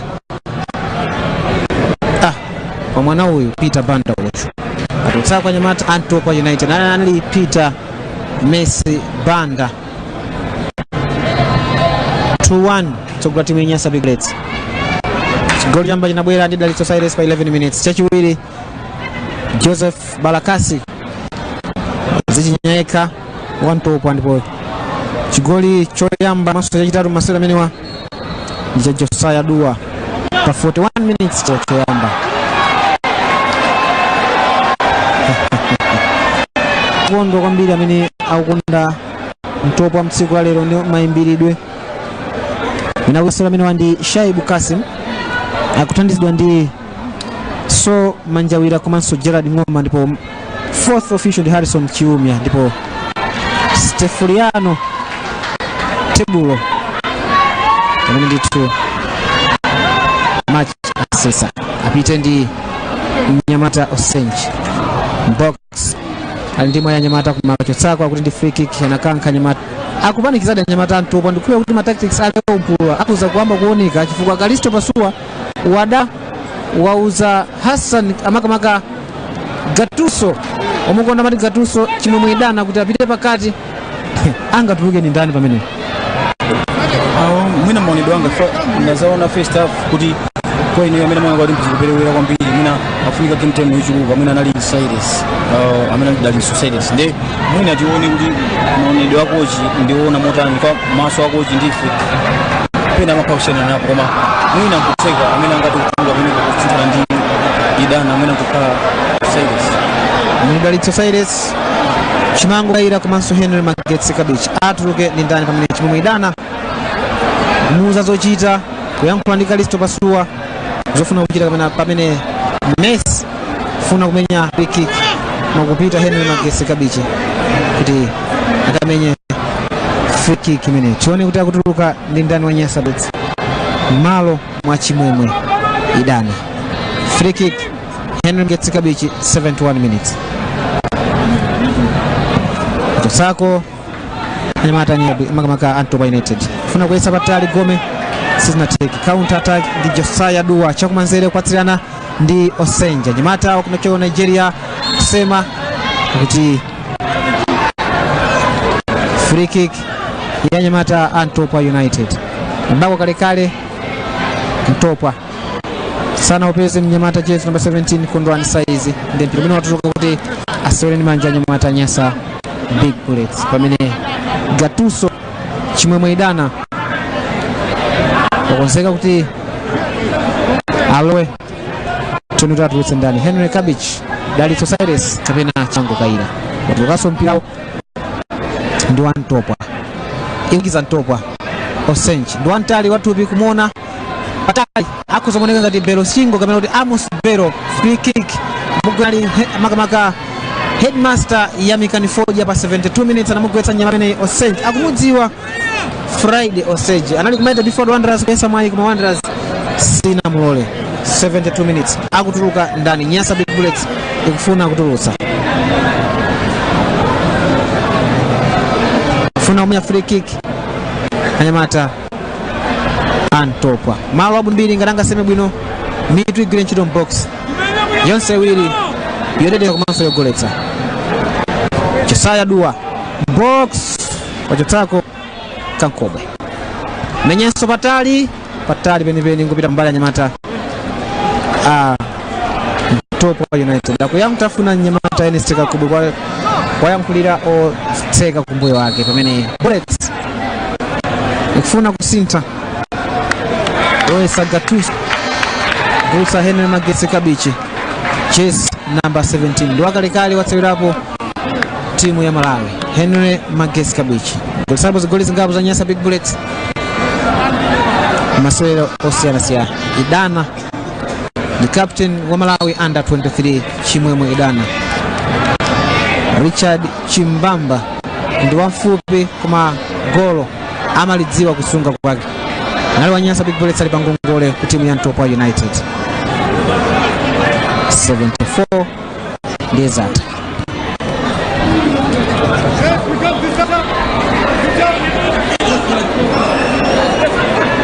Mbawa television pita zimene imachita nthawi zonse sichitamanta manyazi kamene kuzika ikifuna kuchita zinthu tinayamba ngati zachibwana koma malozi kuteka tangoichula kuti super sport ya ku Malawi free kick captain Kasamba ndi makamba kuti captain Kasamba wa timu ya Mtopwa wamusa kwambiri Chiukepo Soya akuyenda naye limodzi Chiukepo kuti aone golo pakuza kukhala povuta kwambiri akuyenera kuvala zimbe nyamata Chiukepo Soya akuza kuti hitman wa Big Bullets pakadali pano amene amadike muvute wetane amatakupeza komwe ngati mwe chigoli ndi amene ndi akuoneka lero amene yosansire space asapume asapezesa mpata wena lose ndi akumaloya kuti kaya Chiukepo kuyenda kuloya pa center na Yesu akumansatira mpaka nakafika amene kuti asalandire mpira wena lose ndi patandito wamata kwambiri wamata captain Hape Kasamba kumata akupita ndi Peter Banda sopano Nyasa Big Bullets Chiukepo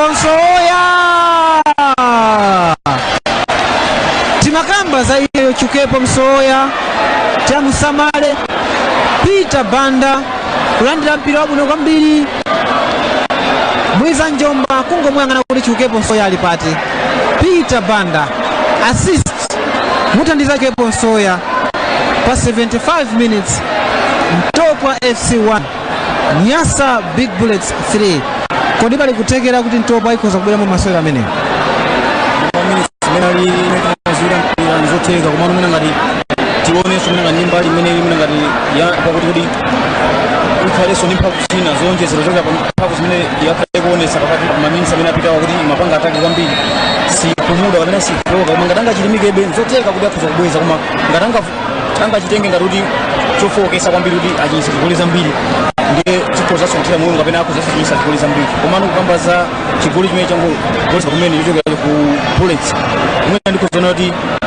Peter Banda onesa chikondi chicho cha mpira fa anakhala player wina anandi moyo anatongopudza eka anandi sub defender nkumali yangana golo kumanga zani goalkeeper anakhala wina anakazika kamiza kungomenya mpira uchi koma waonesesa kuti mpira u ine ndili pabende kumanzanga uyo ndamene ali pabwino kwambiri kumpasa Chiukepo zimene zimafunika mu mpira sopano zimenezo mu mpira ndimene kuti amene amalemekezeka kwambiri ndamene wapanga create chigoli osati amene wachinya nthawi zambiri chifukwa Chiukepo sanavutike wangotola kungonyamula mpira papazi kungopeza kungopanga zomwe akufuna sanamenyenso kulimbana nawo ngati Bullet ayi wangu seseresera mukono 3-1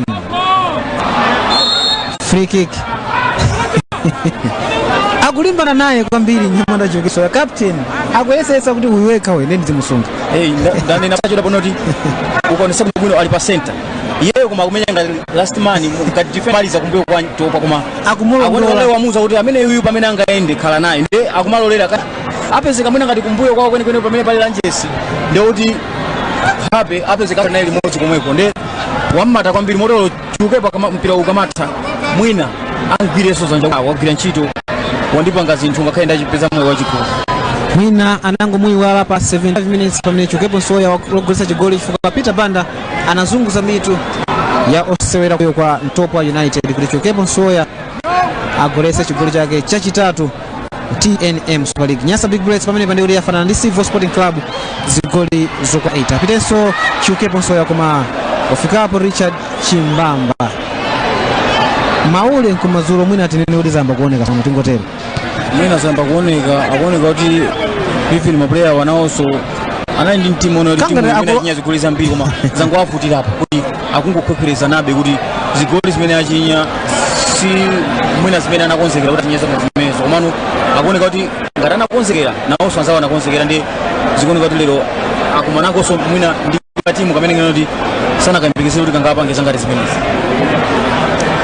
Nyasa Big Bullets Conrad Beko Tia Somba Banda mkulu wa Nyasa Big Bullets Fleetwood High VIP kuyang'anisisa ndi tumwachiri ndi Peter Banda sopano apite kuma mukankapo Sides ndi mwayi Nyasa Big Bullets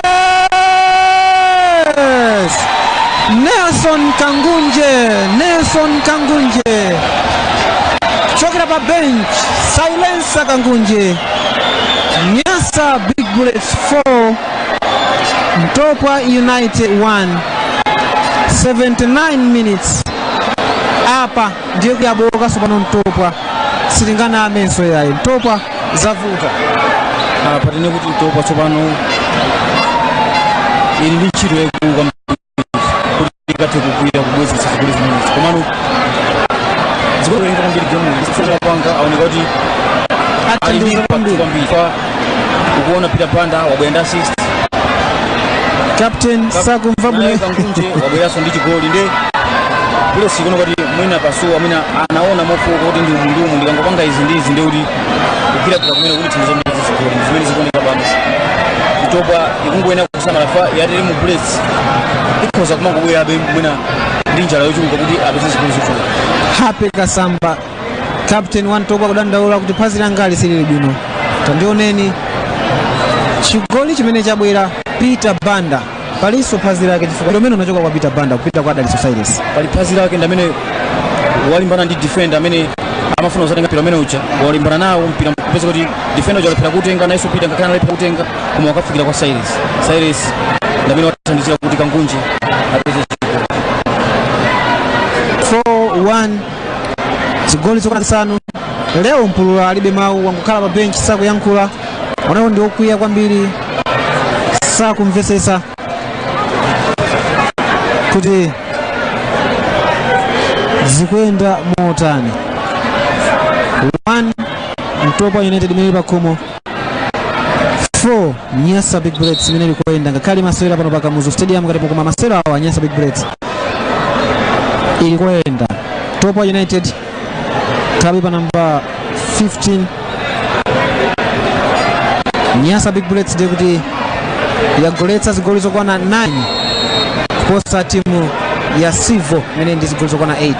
Civil sinachinyitseko chigoli china chilichonse kuli kanthu mu TNM Super League 2019 season akuti pokopoko pamene kwa Nyasa Big Bullets katsala 9 masewera amene ate 3 points imakamaka 3 points ndiye ikutsamira ku timu ya Nyasa Big Bullets. Mtopwa ikene akaganiza kawiri katatu.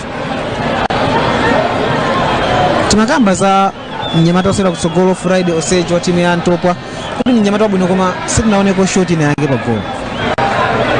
Mnyamata wabwino sana ku shot pa goal komano footwork yake tunangana kaya kuti miyendo yake kuti ikumatani mpira ukabwera pa pass. Mpira ukabwera pa pass akuona kuti mnyamata wabwino chabe kuna timu imene akumenya komanso mene ngatosera amene ali nawo mina ambiri mwayo ya experience ndamene akukanga kuti mina zikuthandizirapo kuti mina zikanga kuvutikirapo koma akuoneka kuti ndosera wabwino akulimbira kwambiri kwa kutsogolo amatha kufika yani percent ukatenga mipira mnyamata wabwino kwambiri. Mtopwa chigawo cha chomwe anopasira kumasakanika ndi Kangunje. Kunalipita ndacho kumanzere kwake Nyamata Kangunje mwina tinganinuti wasikonda pang'ono chifaka nakhala pita zimene wapanga sisi kunakhala choncho tinganinuti wasikonda pang'ono komanso pena mwina amati kumbuyo kulibe maso anakatha kuzindikira kuti mwene ndikuendera mungina sokokanga kunoka kuti kuyadana okhaokha ndipange zotani komanso mwina kuteka mwina ngatipita panda mwina sana yankule fomu mpira timakhulupira kuti kuyankhulana ndi mwene kumathandiza kuti mwina mipira zipezapeza komanso mwina nzako athe kusewera bwino ndi mwina sana muyankhule kuti kumbuyo kwako kapena kuti sana muyankhule kuti mwina ine mwina ndi amapotere ndipase mpira ndi ninkuona nakuganiza kuti ndili ndekha ndingomenya mpira. Timu ya Mtopwa ikutsalira 4-1 sinamvekena kalikonse kuti kumulanje pake kwachitika kanthu kuti 0-0 kumene ku Brigos ndi anyamata Mighty Tigers kusapitwa kunyadira matero ani yake abamwe kusapitwa Chukepo Soya mukanganirapo analipo atatu sizinateke watu ni manja nyamata Nyasa Big Bullets 83 minutes zata live our television kutoka ku Kamuzu Stadium.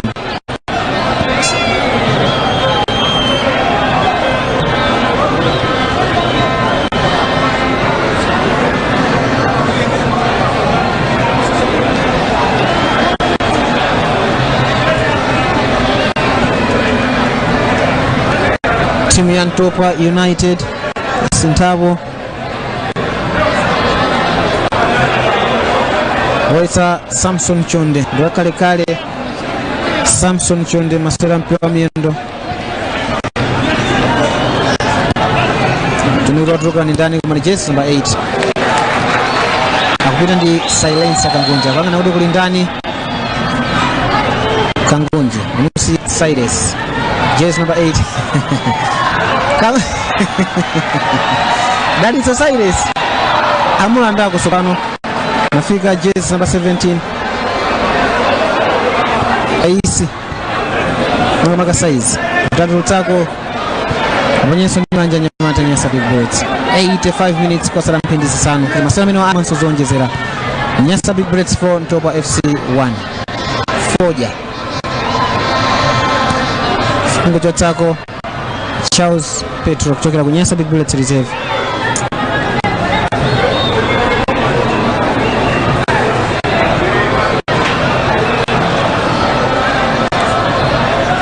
Wayaka aliensa kufuna 3 points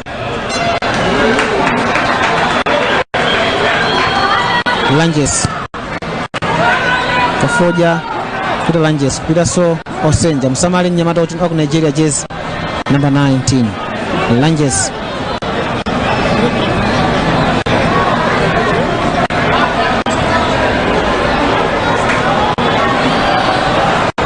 Kitotsobano ndi Nyamata Nyasa Big Bullets Peter Banda wadutsa kwa Cyrus Chukepo asempanao Jenson Kangunje Foja pagolo pambali penepeni Nyamata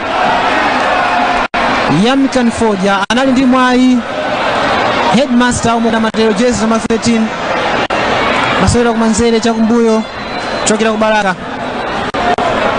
Yamikan Foja mwina sungana ndole kweni kamena okonda Big Bullets sanga kumudwe naye kutoa ponya chifuka iyeyu ndosera kumbuyo kamena kuti defender koma zimafunika kuti mwayo kapezeka azira chimodzimodzi Cyrus tamangira izo kodi bezadi Nyamata Dalitso Cyrus kusera 90 minutes yoyamba mu 2019 ndi Nyasa Big Bullets ndi mwayi kungofikapo Richard Chimbamba 4 minutes zimeza sala masala mena kuti ate pano Kamuzu Stadium Ibawa Television live kutengirani kuli konse kumene inu simukakwanitse tikudziwa kuti msanje muli kuchitipa wena muli kuhewe kwemba ngweni kapena kwa Katuli wena ali kutondwe kuzaone wenanso alikuwa bereu sanga kwanitse kuonera masala mena kapena kubera Kamuzu Stadium koma kungo kutengirani kwanuko live kwa Facebook Zuku TV Kirie Azam Starsat komanso Go TV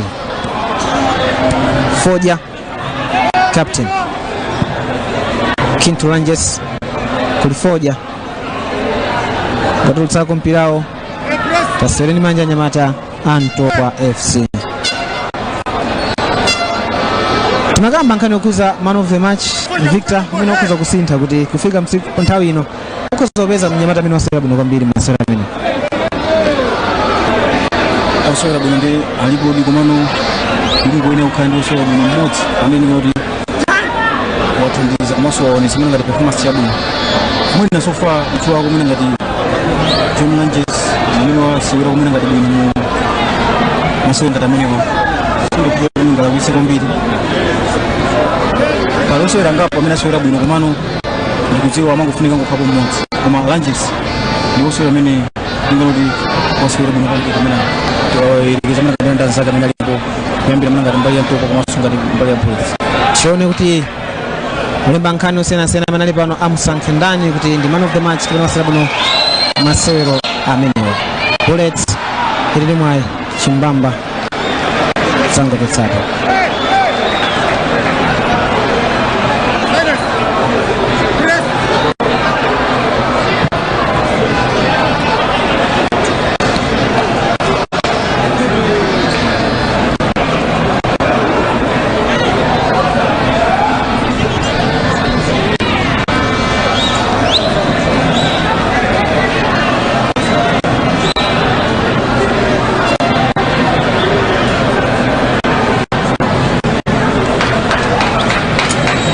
sala mphindi imodzi kuti 1 minute masewera amene athetuna kuti onjezera nthawi yochuluka bwanji ndi Chesaya Dua anyamata topa ndi mwayi offside pa 89 minutes mchigawo chachiwiri komanso chotsiriza zikatero tikhoza kunena kuti Nyasa Big yapeza 3 points yachiwiri masewera ake achitatu 2019 TNM Super League ma defending champions ndiye kuti abwera kapena kuti akhala ndi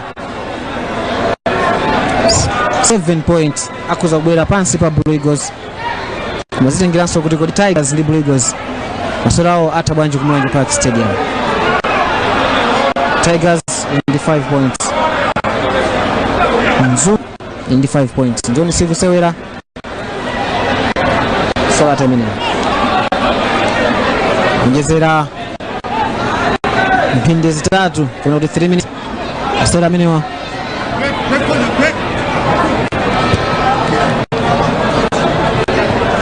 minutes ndiyana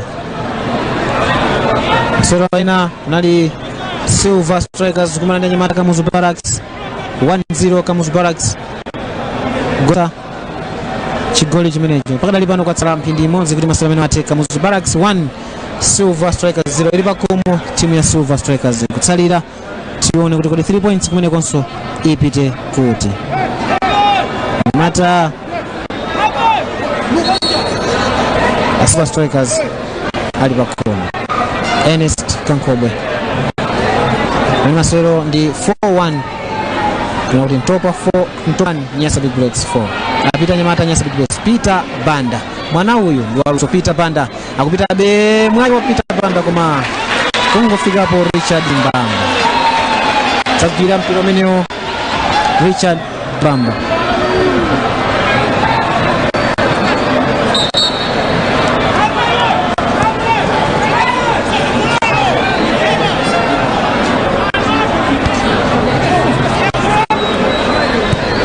njezerako 3 minutes ndiye mphindi imodzi yatha pa nthawi yonjezera ndi anyamata Nyasa Big Bullets patsirana chakumbuyo otseka kumbuyo Kalisto pasulo ngakhala kwambana sakukhala pansi nayenso Isaac Jomo Osman mwina nzanga Victor ndi makaza Isaac Jomo Osman kuti sinaoneko leo mpulu wakuyima Isaac Jomo Osman yamene akuyima kodi oyenera kuyima kumaya yankhulo osewera ni ndani pakati pa anyamata awiri amene malinga ndi setup ya Mtopwa technical panel sauti technical panel komanso mwina ngati executive zimone sauti Isaac Osman ndi ngati tima TD technical director amene ali ngati wothandizira kwambiri mwina ngati kuti muntchito zina ndi zina mwina ngati za timu ndi amawatha kuyima technical director koma malinga ndi malamulo sitikudziwa kuti kapena technical panel mwina inakwizana zotani mwina kumbali ya Mtopwa kuti wina yakuyimira ndani koma coach wa sakonda kuyimira masiku ano ngakhale mmene anali mpinyi ali tatesanso kuti masomero atachomwecho kuti Mtopwa United yagonja 4-1 ndi anyamata Nyasa. Kugulitsa mwachangu. Lengezani malonda anu pano pa Mibawa Television kuti mugulitse mwachangu. Kungolengeza basi nthawi yomweyo katundu wanu wapita. Mibawa Television yokodola ogula mwakatiti.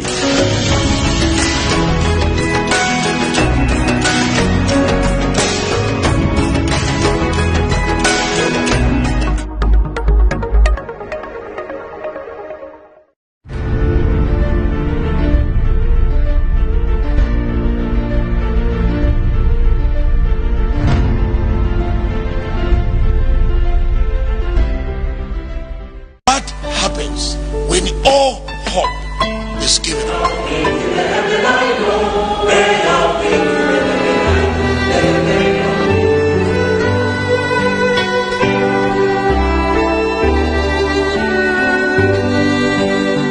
Hallelujah. Keep the fire burning. I said keep the fire burning. I said keep the fire burning. I said keep the fire burning. Moni nonse Malawi konse kumene muli.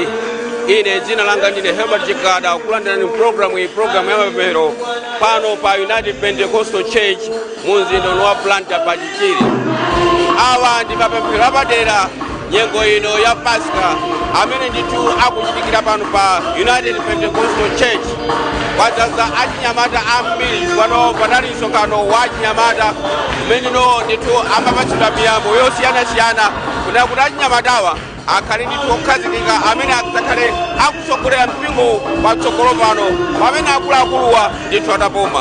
Choncho konse chitapomba nyimbo imene ikuimbirayi ndi nyimbo imene ikufuna tsopano idzutse missionary amene ati alalike konse chitapomba. Iwo amissionary ndi Pastor Chris Gibbs, a missionary amene atalalike. Hallelujah. Hallelujah. Keep the fire burning. Amen. Amen. Let's go. I want to thank the Lord today for his presence.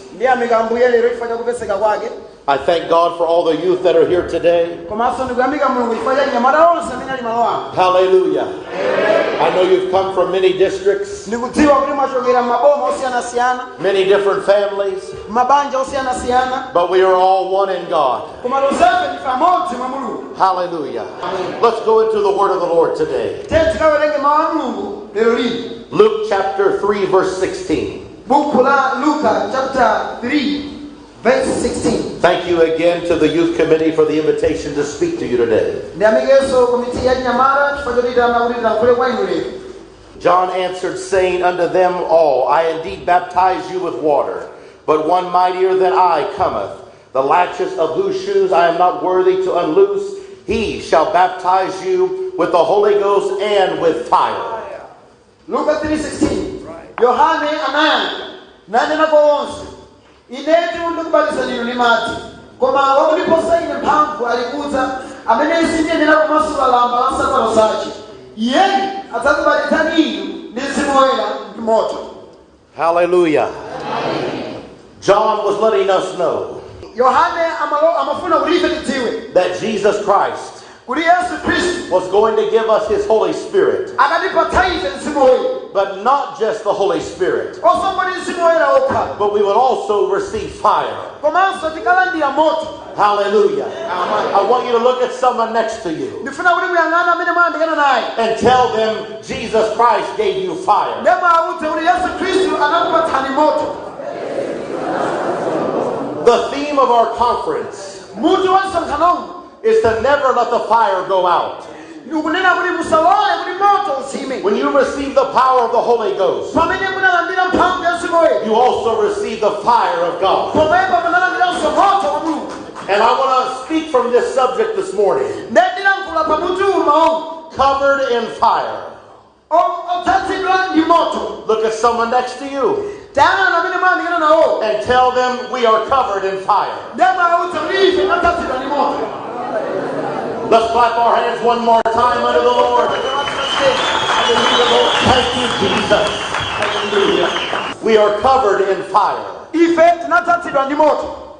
We understand Timamvetsa bwino what it takes to keep an apostolic fire burning. kuti zimatengera chani kuti tisunge moto wachitumwi kuyakabe. We have heard a lot of teaching and a lot of preaching through many years. Tamva maphunziro ambiri mawalika ambiri saka zochuluka. We understand to keep the fire burning, Timamvetsa bwino kusunga moto ukhala kuyakabe. we must be full of the Holy Ghost. Tikuyenera kukhala odzadza ndi Mzimu Woyera. Hallelujah.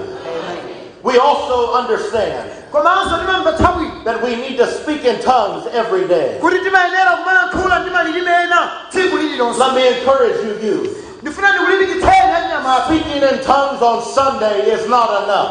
Kulankhula malilime ena la Mulungu lokha sikokwanira. Do you only go to school once a week? Kodi inu mumapita ku sukulu kamodzi pa Sabata? Do you only eat once a week? Kodi inu mumadya kamodzi pa Sabata? No. Ayi, Every day. timadya tsiku ndi tsiku. The Bible says when we pray in the Holy Ghost, Lepha pamene kuti pamene tipemphera mwa Mzimu Woyera we are building up ourselves. timakhala tikudzimanga ifeni. So let me encourage you, youth of Malawi. Leti kulimbikitseni anyamata ku Malawi. Begin to pray every day. Yambani kumapemphera tsiku ndi tsiku. And pray until you speak in tongues. Ndipo mupemphere kufikira mutalankhula ndi Let malilime. the Spirit of God work for you. Lolani Mzimu wa Mulungu ugwire ntchito mwa inu. Let the Spirit of God build you up strong. Lolani kuti Mzimu wa Mulungu ukulimbitseni. These things will keep the fire burning. Zinthu izi zisunga moto ukhala ukuyakabe. Be faithful in all things unto the Lord. Khala nokhulupirika kwa Mulungu mu zinthu zonse. Prayer and fasting. Pempherani ndi kusala kudya. Studying the Word of God. Kuwerenga mawu a Mulungu. Sacrifice. Kudzipereka nsembe. Tithing and offerings. Kupereka chakhumi ndi zopereka. Living a righteous life. Kukhala moyo olungama. Living a holy life. Kukhala moyo wachiyero. These are all things that keep the fire burning. Izi ndi zinthu zonse zimene zimapangitsa moto ukhala ukuyakabe. Hating sin and loving God. Kusakhala kuchimo ndi kukonda Mulungu. They all keep the fire burning. Zonsezi zimasunga moto ukhala ukuyakabe. They all prepare us for what God is doing. Zimatipatsa ife mphamvu kuchimene Mulungu akuchita. I want to be covered in the fire of the Holy Ghost. Ndikuyenera kukhala wotchikidwa ndi moto wa Mulungu. And we understand how to do this. Timamvetsa bwino mmene tingapangire izi. But Hosea 4 and 6 tells us Koma Hosea 4:6 amatiuza ichi. that God's people are destroyed for lack of knowledge. Anthu a Mulungu akuonongeka chifukwa cha kusadziwa. Hallelujah. Amen. Sometimes it's not what we know that is the problem. Nthawi zina si chimene timadziwa chimene ndi vuto. But many times, Koma nthawi zambiri the problem is what we don't understand. vuto limakhala kuti ife sitikumvetsa bwino. Hallelujah. Amen. Let's talk about today Ndete ndinankhula izi lero. the things that can stop the fire of God in my life. Zinthu zimene zingayimitse moto wa Mulungu moyo wanga.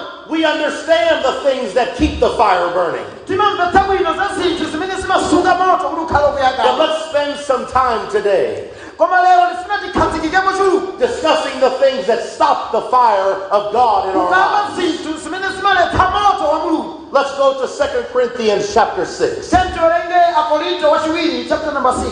Be not unequally yoked together with unbelievers, for what fellowship hath righteousness with unrighteousness, and what communion has light with darkness, and what concord hath Christ with Belial, or what part hath he believed with an infidel, and what agreement hath the temple of God with idols? For ye are the temple of the living God. As God hath said, I will dwell in them, and walk in them, and I will be their God, and they shall be my people.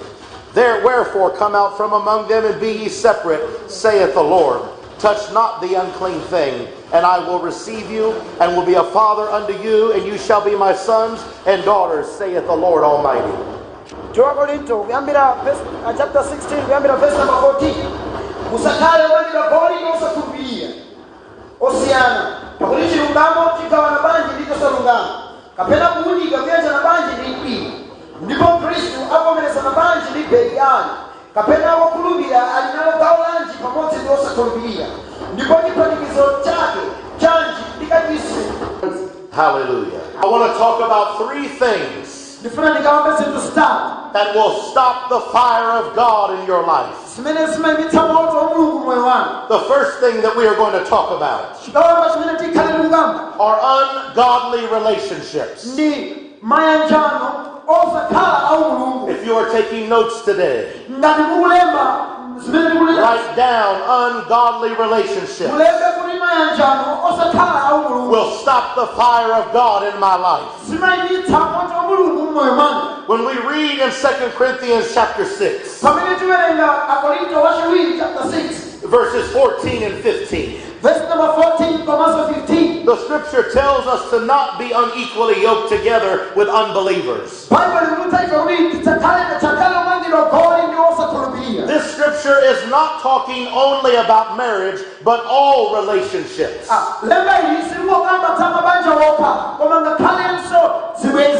What is an unbeliever according to scripture? An unbeliever is someone that does not have faith in Jesus Christ. Hallelujah. I was a young man one time. It hasn't been that long ago. And I remember as a youth, one of the most important things to me was relationships and fellowship. Youth do not like to be alone. Youth like to be in groups. Hallelujah. Hallelujah. Youth always come in large numbers. Youth always support each other. Youth always enjoy eating together, watching football together, doing everything together. Amen. Youth love fellowship. But Satan understands this. And that's why he brings into our lives ungodly relationships. Hallelujah. Amen. We've got to be careful, youth of Malawi, who we are spending our time with. Ladies of the youth of Malawi, be careful what young men you spend time with. Be careful who you are dating. If they are unbelievers, they are not filled with the power of the Holy Ghost. The Bible tells us we should not be together with them. We should not be in agreement with them. Hallelujah. Let me talk to the young men of God. Hallelujah. Young men, be careful who you spend time with. Be careful who you play football with. If they are not godly, if they are not apostolic, if they are not filled with the power of the Holy Ghost, put yourself in danger. And the blessings of God, the blessings of God and the fire of God will lift off of your life. Amen. Paul continues teaching us. He said we cannot be yoked together with unbelievers. But Paul continues. He says we should not even fellowship with the unrighteous. Amen.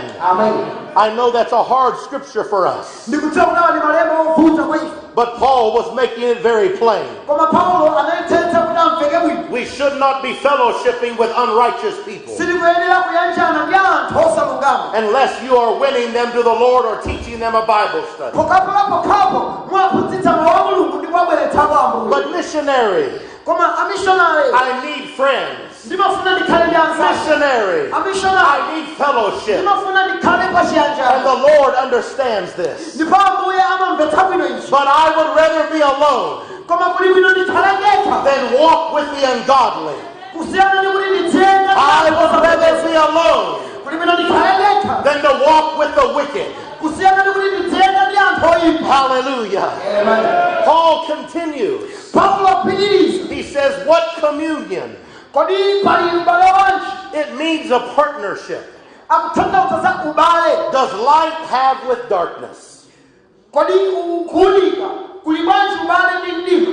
Did you know that you are the light of Jesus Kodi Christ? mumadziwa kuti ndi kuwunika kwa Yesu Khristu? Light has come into the darkness. Kuwunika kwatha mu mdima. You are the light of Jesus Christ. Inu ndi kuwunika kwa Yesu Khristu. Shine for Jesus Christ. Kuwunikira chifukwa cha Yesu Khristu. But light and darkness don't go together. Koma mdima ndi kuwunika sizimayanjana. Oil and water don't go together. Mafuta ndi madzi sizimayanjana. We've got to be careful Tikuyenera kukhala of the osamalitsa relationships we are involved ndi in. maubale amene ife tilimo. We've got to be careful Tikuyenera kukhala of the osamalitsa time that we spend with people. ndi nthawi imene timataya ndi anthu. The Bible continues. Baibulo likupitirira. What relationship Kodi pali ubale wanji has Christ with Satan? umene Khristu ali nawo ndi mdierekezi? Now Paul makes it very plain. Pano semana Paulo akuzimveketsa bwino. Paul said you don't see Jesus and Satan going to football games together. Paulo akunena kuti simamuona Yesu mdierekezi pamene mupita ukasewera mpira. Amen. Amen. Paul said you don't see Jesus Paulo akunena kuti simamuona and Yesu Satan working in agreement together. ndi mdierekezi akuyenda mu mgwirizano umodzi. Paul said you don't see Jesus and Satan taking ufa together. Paulo akunena kuti simamuona Yesu ndi mdierekezi akunyamula ufa limodzi. We understand that. Timamvetsa bwino ichi. But Paul said we should also look at it the same. Koma Paulo akunena kuti tikuyenera kuti tiyang'ane ichi. That we cannot be spending all of our time with unbelievers. Kuti sitingataya nthawi yathu ndi anthu osakhulupirira. Youth, listen to me today. Anyamata tamverani ine lero. Hear the voice of someone that has been where you are. Mumve mawu a munthu wina amene adakhalapo inu pamene muli. Guard your relationships. Yang'anirani maubale anu. Be careful who you spend time with. Musamalitse ndi amene mataya nawo nthawi. This statement has been said. Mawu awa akhala kulankhulidwa. Show me your friends today. Ndionetseni anzanu lero. Let me meet your friends right now. Lolani ndikumane ndi anzanu lero. And I will show you your future. Pamenepo ndikuonetsani tsogolo lanu. Show me who you are friends with right now. Mundionetse kuti anzanu ndi ndani tsopano. And I will show you where you are going. Ndikuonetsani tsopano kumene mukupita. Hallelujah. Amen.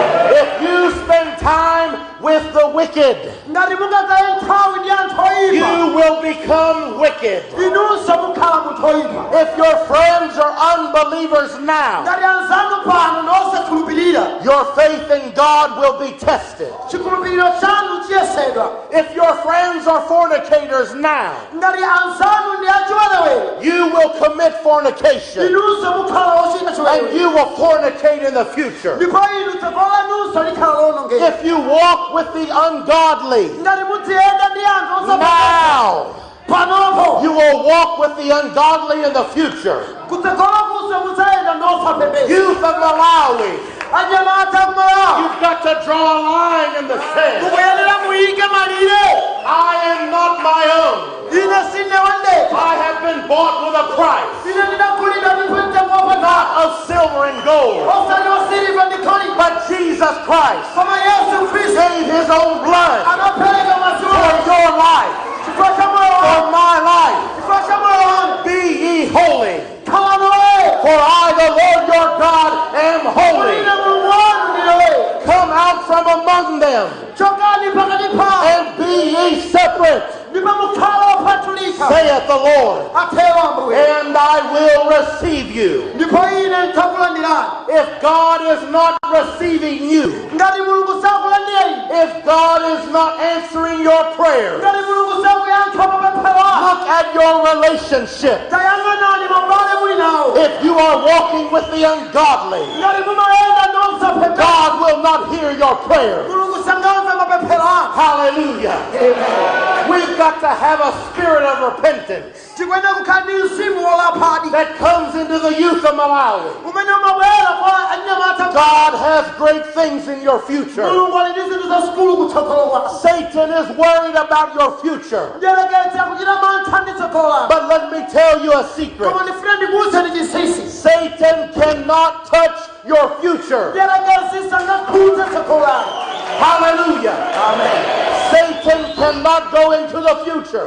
Mdierekezi sangapite kutsogolo kwanu. And let me give you more good news. Ndifuna ndikupatse uthenga wabwino wochuluka. When you repent, pamene mwalapa and you change from your ways, ndipo mwasintha njira zanu, Satan cannot go into your past. mdierekezi sangapite kukalelani, It's under the blood. kunabisika ndi mwazi. Satan cannot trouble you in the past, Mdierekezi sangakuvutitseni inu chifukwa cha kalelani, and Satan cannot trouble your future. ndipo mdierekezi sangavutitseni inu chifukwa cha tsogolo. The only place that Satan can work timangoonetsera kuti iye mdierekezi akuzogwira ntchito is right now. panopo, Now. pano. That's why Satan is troubling you now. Chifukwa chake mdierekezi akuvutitsani inu tsopano. That's why temptation comes now. Chifukwa chake yesero limabwera tsopano. Ungodly relationships now. Maubale osakhala umulungu tsopano. Because Satan knows Chifukwa mdierekezi amadziwa if he can get you involved ngati angakulowetseni inu in an mzimenezi ungodly relationship, kumaubale osakhala umulungu, he will have you also for the future. pamenepo akugonjetsani inu ngakhale tsogolano. Amen. Look at someone next to you tayang'ana na amene mwayandikana nawo and tell them we need to be covered in fire. ndemawudza kuti tikuyenera kufungatiridwa ndi moto. Hallelujah. Hallelujah. Youth, let me share my heart with you today. ndifuna ndigawane nanu mtima wanga lero. Your missionary does not stand here before you perfect. amishonari anu sanayime pano ngati munthu wangwiro. I was a youth. ndakhalaponso I wanyama, made mistakes. ndidalakwitsapo. God chastened me. mulungu adandilanga ine, Repentance came into my life. ndipo kulapa kunabwera moyo wanga. I was going that way, ndimapita njira iyi, but God turned me back that koma way. mulungu anandisintha kuti ndipite njira iyi. And let me try to save you nde ndifuna ndiyese kukupulumutsira from days of tears. ku masiku a misonzi. Let me save you ndifuna ndikupulumutseni from years of heartache. kuti zaka zopweteka. Satan will use relationships mdierekezi agwiritsa ntchito maubale to bring destruction into your life. ilabweretsa chiwonongeko pa moyo And wanu. Satan is lying to our youth. ndipo mdierekezi akunena mabodza kwa nyama He zathu. lied to my generation. ananama kumbado wanga, And he lied to Adam and Eve's ndipo generation. ananama kumbado wa Adamu ndi Hawa. And he is still telling the same lie. mpaka lero adakanena bebotsa lomwe. Satan is telling you, the youth, ndipo mdierekezi akuwuzana nyamata, you have time to sin.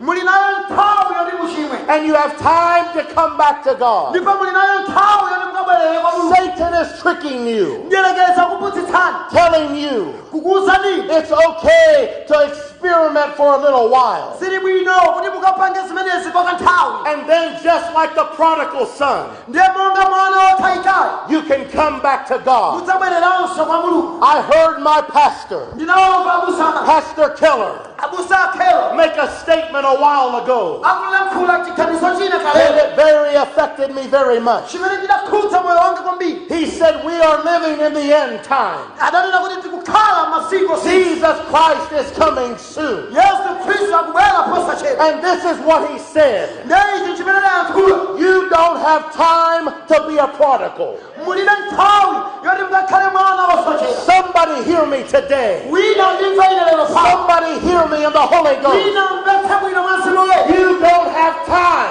mulibe nthawi to go out into the world kuti mupite kudziko and to live foolishly. ndi kukakhala moyo. You don't have time. mulibe nthawi, Jesus is coming soon. yesu akubwera You posachedwa. don't have time mulibe nthawi to commit kuti fornication. muzipanga ziwerere. You don't have time nthawi mulibe to drink a tosu.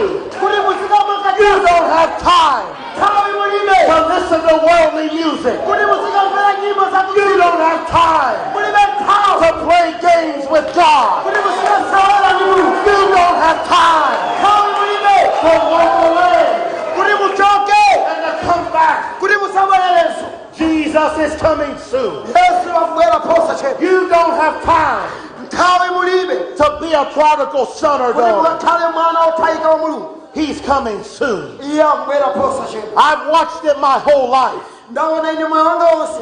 Youth, anyamata, young men of God, anyamata opembedza Mulungu, young women of God, atsikana opembedza Mulungu, even pastors' children, ngakhale ana abusa, even missionaries' children. ngakhale ana amishonari. The call of God was upon their life. mayitanidwe a Mulungu anali pa moyo wawo. God had great things for Mulungu them. anali ndi zinthu zazikulu za iwo. And Satan brought in ungodly relationships. mdierekezi anabweretsa maubale osakhala a Mulungu. And they said, I've got time. ndana kuti ndinayo nthawi I've got time to date that girl. ndinayo nthawi yokhala pa ubwenzi ndi I've got sina time to play games. ndinayo nthawi yosewera I've got time to date that boy. ndinayo nthawi yokhala pa ubwenzi ndi mnyamatawo He's not a bad boy. suli ndi mnyamata woyipa He doesn't go to church. ine samapita ku He tchechi doesn't have the Holy Ghost. ine alibe mzimu woyera But it's okay. komabe zili I've bwino got time. ndinayo nthawi It'll be okay. zikhala bwino Let your missionary warn you. nda amishonari afuna kulangizeni You don't have time mulibe nthawi to go out into the world. kuti mupite ku dziko Because I have watched it too many ine times ndaona kochuluka that they that go out, kuti iwo amene amapita kunja many of them never come back. sanabwererenso You don't have time. mulibe nthawi You don't have time. nthawi mulibe You've got to be ready. mukwena kukhala okonzeka Don't let Satan lie to you. musalole kuti njerekeza kunamiseni If you don't believe me, ngati simukhulupirira ine believe the word of God. khulupirirani mawu a mulungu Go to Hebrews chapter 6. pitani ku aheberi chapter 6 And we are going to read verse 4, 5, and 6. ndipo tikawerenga verse number 4 5 mpaka 6 Hebrews 6, 4, 5, and 6. aheberi 6 verse 4 5 and 6 For it is impossible for those who were once enlightened and have tasted of the heavenly gift and were made partakers of the Holy Ghost and have tasted of the good word of God and the power of the world to come, if they should fall away, to renew them again unto repentance, seeing they crucify to themselves the Son of God afresh and put him to open shame. verse number 4 pakuti sikutheka kuwakonzanso atembenuke mtima iwo amene anaonekedwa pa nthawi yace nalawa mphatso yakumwamba nakalolandira naye mzimu woyera nalawa mawu okoma a mulungu ndi mphamvu ya nthawi ili kudza koma anagwa mchisokero popeza adziphatikiraso okha mwana wa mulungu nachititsa manyazi poyera. Did you hear the word of God? kodi mwamva mawu a mulungu? Paul was telling us paulo amatiuza ife that it's almost impossible kuti ndithu nzosatheka for those that have seen the truth of God, kuti iwo amene adaona choona ndi those who have chamulungu received the Holy Ghost, iwo amene adalandira mzimu woyera for us to have tasted of the things of God. iwo amene alawapo zinthu za mulungu We've tasted of the powers of heaven to come. kwa ife amene talawako mphamvu If we walk away from God ngati tingapatuke pamaso pa mulungu to come back to God, ndi kudzabwereranso kwa it mulungu is almost impossible. zosatheka. Hallelujah. Amen. We've got to guard ourselves, youth. tikuyenera tidziyang'anire tokha chinyamata. The wise man Solomon, munthu wina wanzeru solomoni he told us in Proverbs 13 and 20, anatiuza ife mu miyambo 13 verse number 20 he who walks with the wise iye amene amayenda ndi anzeru will become wise. adzakhala wanzeru But if your friends are fools, koma ngati anzanu ali opusa you shall be destroyed. inunso mudzawonongeka. Hallelujah. Amen. We've got to be careful with ungodly relationships. tikuyenera tikhale osamalitsa ndi maubale osapembedza. Before we go to the second point, tisanapite ku fundo ina yachiwiri tell someone next to you, taudzeni amene mwandikana nawo don't let ungodly relationships stop musalole the fire. maubwenzi osakhala umulungu azimitse moto. Don't let relationships stop the fire. musalole maubale azimitse moto. Don't let the tricks of Satan stop you. musalole kuti chinyengo cha mdierekezi chizimitse moto. Hallelujah. Ungodly relationships maubale osapembedza will stop the fire of God in your life. amayimitsa moto wa mulungu mmoyo wanu. Ungodly relationships maubale osapembedza will lead you to my next point. azakutsogolerani ku fundo yachiwiri imene ndifuna tikambeni. Number 2, fundo yachiwiri ungodly environments. kupezeka m'malo osapembedza. Hallelujah. Amen. When you look back to our scripture, 2 Corinthians chapter 6, tikabwereranso kulemba la akorinto wachiwiri chapter 6 and you look at verse 17, nemuwerenga verse number 17 the Bible says that we, the believers of God, baibulo lina kuti ife okhulupirira mulungu should come out from the world tituluke pakati pa dziko and to become separate. ndi kukhala opatulika And don't touch anything unclean, ndipo musakhudze kanthu kosakonzeka and I will receive you. ndipo ine ndidzakulandirani. Ungodly relationships maubale osakhala mulungu will lead you into ungodly environments. azakutsogolerani kuti muzipezeka pamalo osapembedza. Do you hear me? We must come out from the world. tikuyenera kutuluka mdziko. When Paul said not to touch unclean things, pamene Paulo amanena kuti musakhudze chinthu chosalungama, it meant to attach yourself to.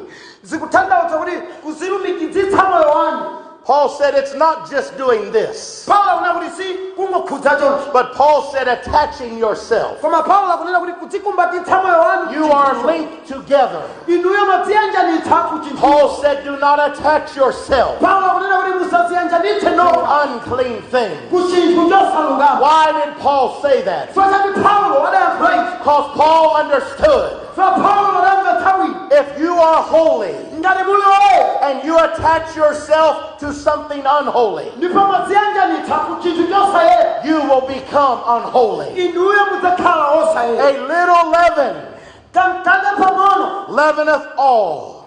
chodupitsa pang'ono chimatupitsa chonse. Hallelujah. Amen. Paul said we must be separate. Paulo akunena kuti tiwena kukhala opatulika. What does it mean to be separate? kodi zimatanthauza chani kukhala opatulika? It doesn't mean just to leave space between you. sizikutanthauza kuti kuyika mpata pakati pa inu. And that's where some of us make the mistake. ndi pamene ena ife timalakwitsa. We think we can be close to the world, timaganiza kuti tikhoza kukhala pafupi ndi dziko, but we're still separate.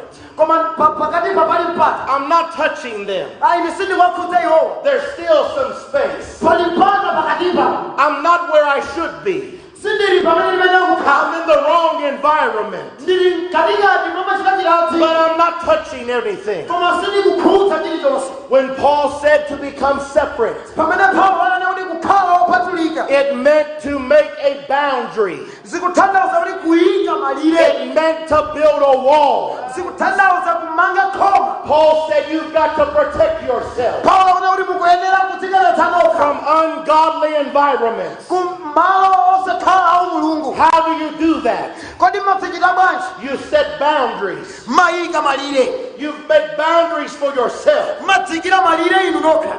I was talking with my wife the other night, ndimakamba ndi akazi wanga usiku uno. and we were discussing things. nde timakambirana zinthu. And she told my son, nde anawuza. she said, when I was a youth, amanoti pamene ndali mnyamata she said, I set boundaries for my life. ndinayika malire moyo wanga. And we asked her, what do you mean? nde ndafunsa kuti mutanthauza chiyani. And she said this. ndi adayankha ichi. She said, I made a boundary ndinayika malire in my own spirit. ku mzimu wanga. I made an agreement with God. ndinapanga pangano ndi mulungu. I would not go certain places. sindidzapita ku malo ena. I would not wear certain things. sindidzavala zinthu zina. I would not speak words that other people speak. sindidzalankhula mawu ena amene anthu ena amalankhula. I built a boundary.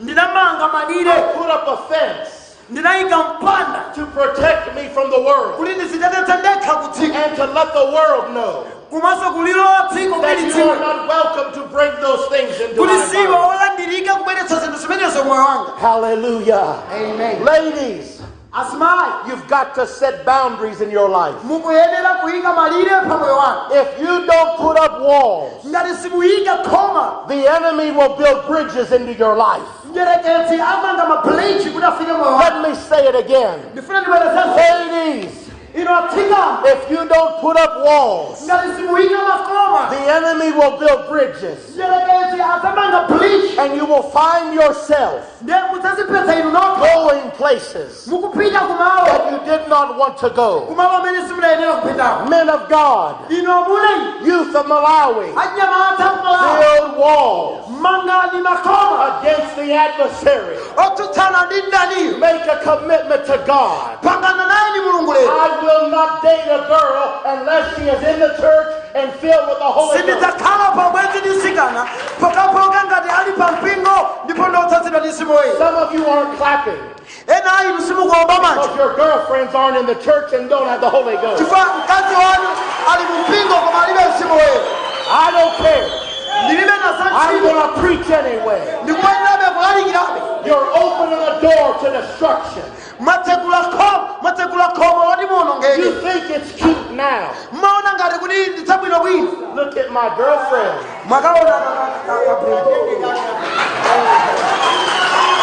It's okay. She don't have the Holy Ghost. You're telling us. It's okay. She's not faithful to God. It doesn't matter. Look at her. Come on in.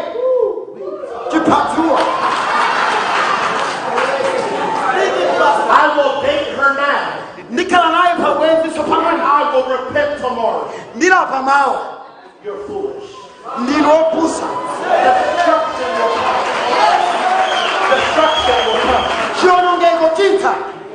You're opening the door for Satan. What business does light have with darkness? Be not unequally yoked. Do not be in agreement. Do not be in fellowship with the ungodly, or you will find yourself in a place you don't want to be. Hallelujah. Amen. Ungodly environment will bring trouble into your life. Hallelujah. Amen. Youth of Malawi, you do not belong in every environment. Hallelujah. Amen. You don't belong in the nightclub where they are drinking beers and cachaça. You do not belong in that environment. But if you're honest, some of you have been there because you broke the first rule. You involved yourself in an ungodly relationship. Step one. And that ungodly relationship open the door for an ungodly environment. Some of you have been places this year, and if you would be honest, when you got to that place and you seen what people were doing, in your spirit you said, I don't belong here.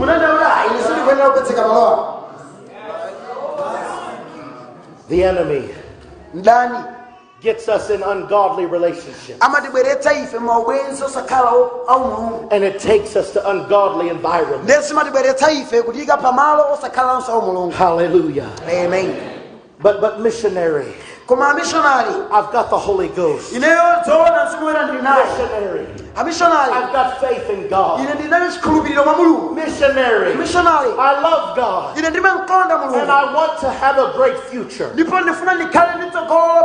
Let me do my things now. You don't have time for those things.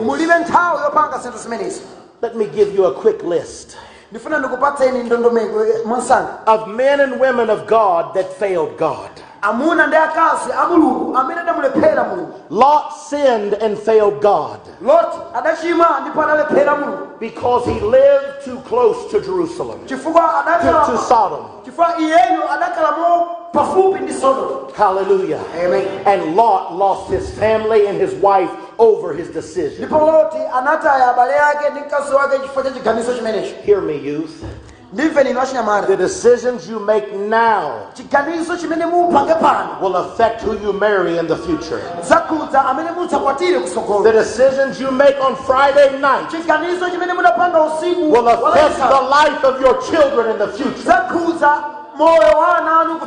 The things you do now open the door for Satan to trouble you. King David, we love David. He killed the giant Goliath. But David stayed home koma davide adakhala pa nyumba pake and did not go to war when he was supposed to. iyeyu sanapite ku nkhondo pa nthawi imene adayenera kupita And David should not have been at his house. ndipo davide sadayenera kuti akhale pa nyumba pake David should have been in the battlefield. davide sadayeneranso kuti akhale ku bwalo la nkhondo But Abusa Mahoney, koma abusa mholi David was the king. davide adali mfumu David had power. davide adali nayo mphamvu David had great victories. davide adali ndi chigonjetso chachikulu And David began to be filled with pride. ndipo davide adayamba kudzazidwa ndi kusikuza And David said, I'm the king. ndiye davide lakuti ine ndiye mfumu Look at my clothes. onani kanjo wanga Look at my bank account. onani ndalama zanga ku akaunti yanga I don't belong in the battlefield. ine sindiyenera kupezeka bwalo la nkhondo Let me stay home. ndifuna ndiwenera And kumapezeka ku let nyumba me rest.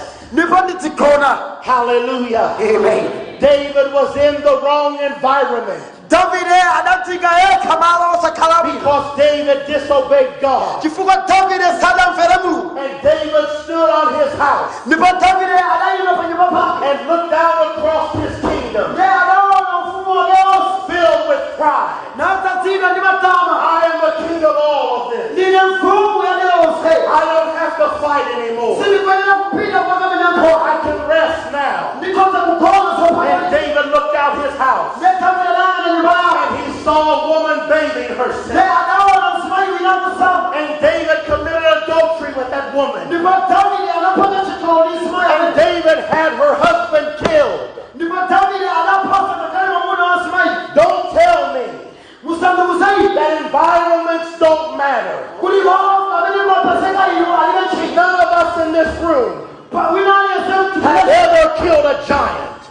Have ever killed a giant. palibe amene anapha chipona None of us in this room wina aliyense waise muno have ever been the king of Israel. sanakhale na mfumu ya israeli None of us have ever killed our 10,000. wina aliyense waise palibe anapha 10,000 None of us wina aliyense waise walked in front of the Ark of the Covenant, palibe anaenda apa patolo worshiping in the Jerusalem. palibe anakonera None of us were as great as David.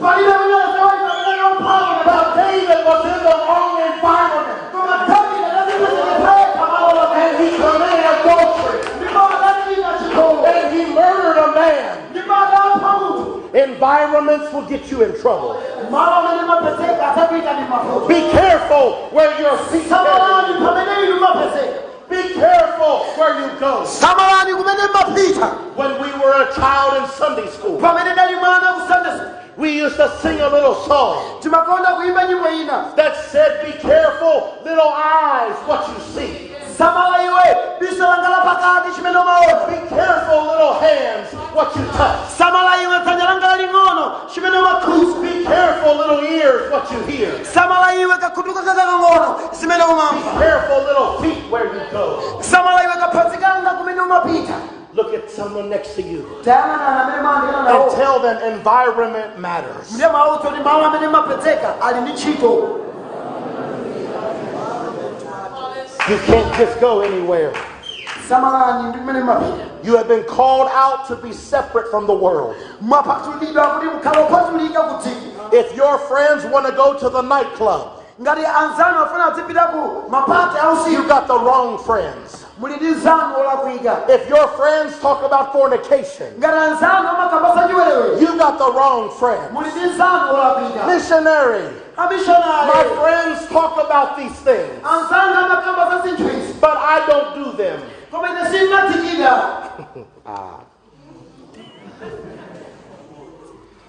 You're fooling yourself. uzipusisa weka What business pali ubale wanji does the righteous have with the unrighteous? chilungamo chili nawo ndi chisalungamo We've got to be careful. timene okhala osamalitsa Let me hurry to a close. ndifulumire kuti ndimalize If we allow ungodly relationships into our life, ngati tivomereze maubwenzi osapembedza mulungu moyo wathu it will lead you to ungodly environments. zizakutsogolerani kuti mukapezeke pamalo osapembedzanso mulungu And number 3, let's discuss this one in closing. ndipo tikambe chotsiriza pomaliza If you allow ungodly environments in your life, ngati mulole kumapezeka malo amene simunayenera kupezeka it will cause you to make ungodly commitments. zikupangitsani kuti mupange mapangano osakhala au mulungu. Amen. In 2 Corinthians 6, where we have been reading, chapter 6, verse 16, verse number 16. it talks about us making agreements and commitments. Verse 16, let's look at it again. What agreement has the temple of God with idols? For you are the temple of the living God, as God has said, I will dwell in them and walk in them, and I will be their God, and they shall be my people. Verse 16. Ndipo chiphatikizo chache chanji ndikachisi wa mulungu ndi wa mafano, pakuti ife ndife kachisi wa mulungu wamoyo. Monga mulungu anati ndidzakhalitsa mwa iwo, ndipo ndidzayendayenda mwa iwo, ndipo ndidzakhala mulungu wawo, ndiwo adzakhala anthu anga. Remember what we're discussing today is how the enemy will stop the fire in your life. Relationships lead to environments. Environments lead to commitments and agreements. And Paul said that when we make commitments with the world,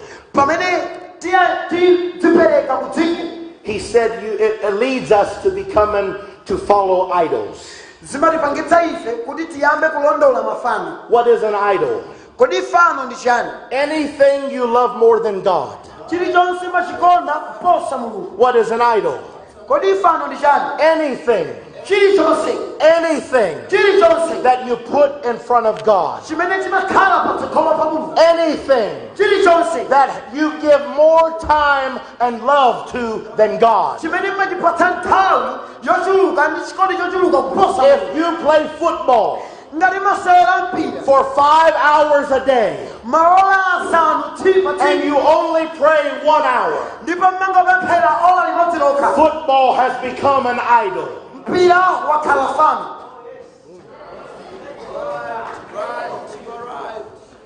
Ladies, if you spend 10 hours a day watching things that you shouldn't be watching, and only 30 minutes in prayer, those things have become an idol. Hallelujah. Amen. We've got to take control of our time.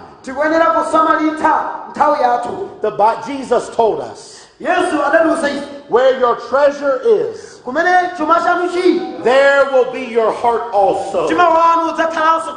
What's valuable to you, it gets into your heart. And when it gets into your heart, it will get into your soul. Hallelujah. Amen.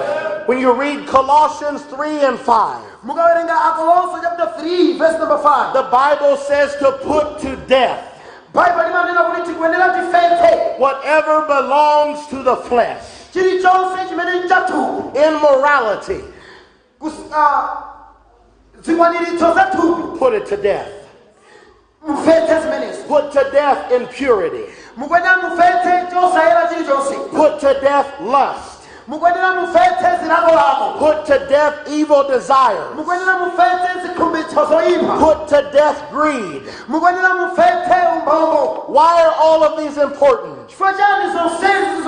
We understand, missionary, that immorality, lust, evil desire, greed for money and power,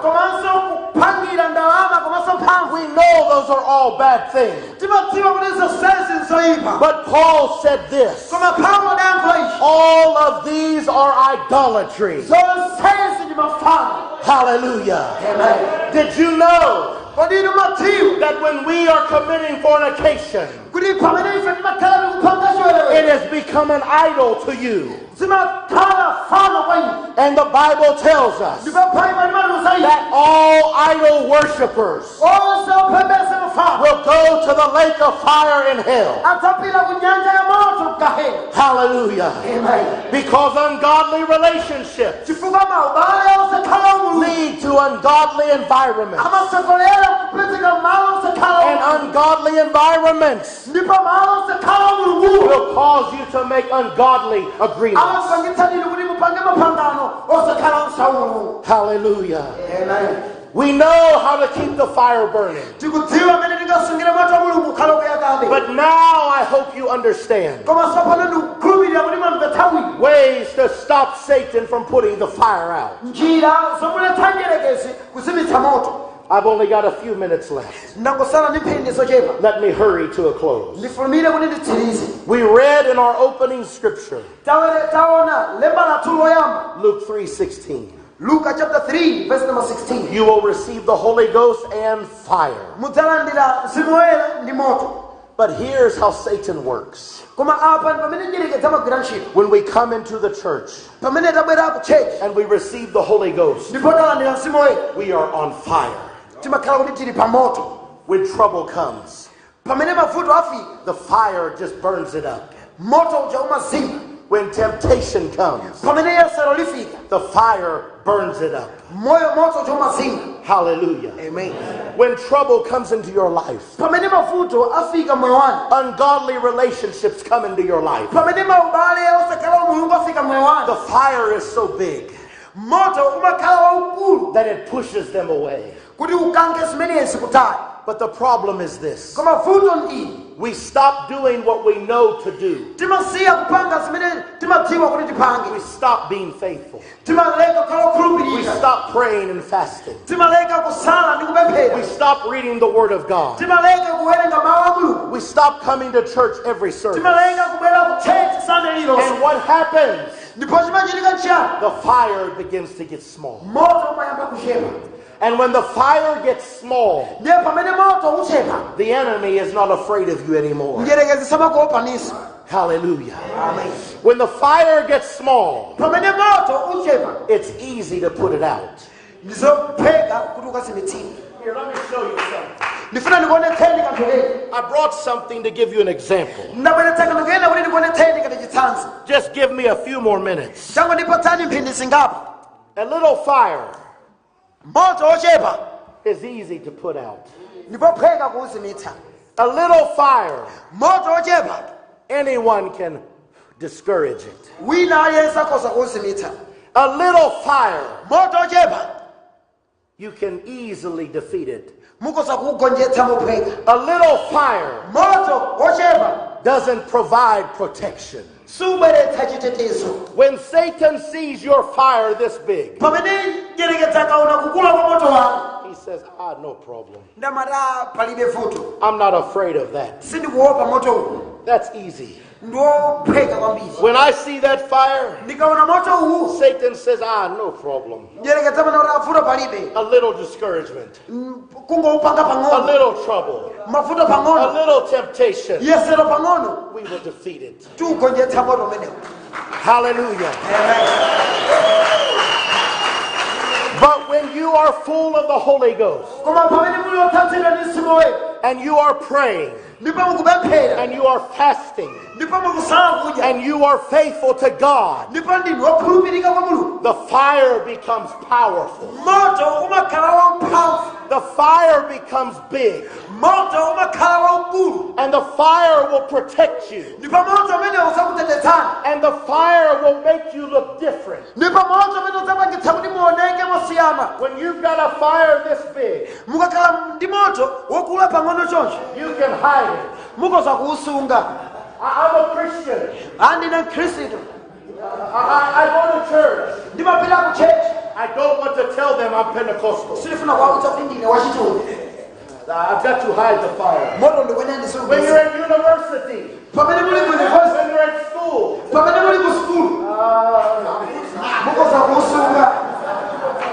when your friends come to you, do you want to go to a party? Yes.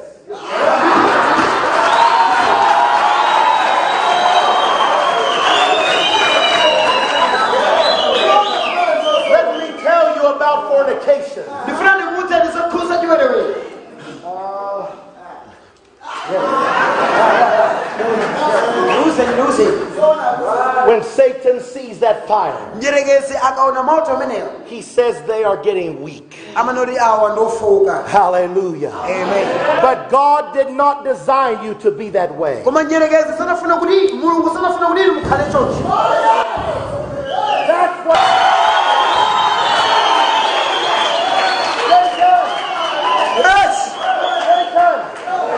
Satan, njerekezi you want to trouble me? ufuna ndifuritaine. You've got to fight the fire of the Holy Ghost.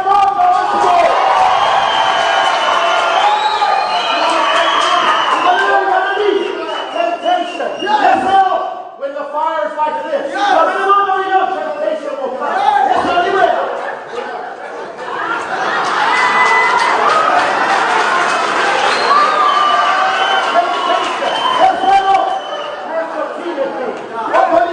Temptation. Yes, Lord. I'm full of the Holy Ghost. You know what that is about?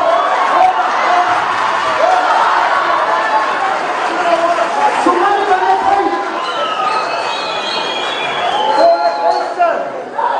Fornication. You are You don't want to fight me. somebody gonna Ladies, Atina. when fornication comes to you, Pamene chiwala chitabai. young men, Anyamaka. fornication comes to you. Pamene chiwala chitabai. If you are in this condition, Mukakhala ndinono chepazo. you are in trouble. Muli mafuto. Temptation will win. Yes, Lord, ipambana. But if you are like this, Koma mukakhala when that boy comes to you, pamene nyamata yotabai. Holy Ghost and fire, back up. Hallelujah!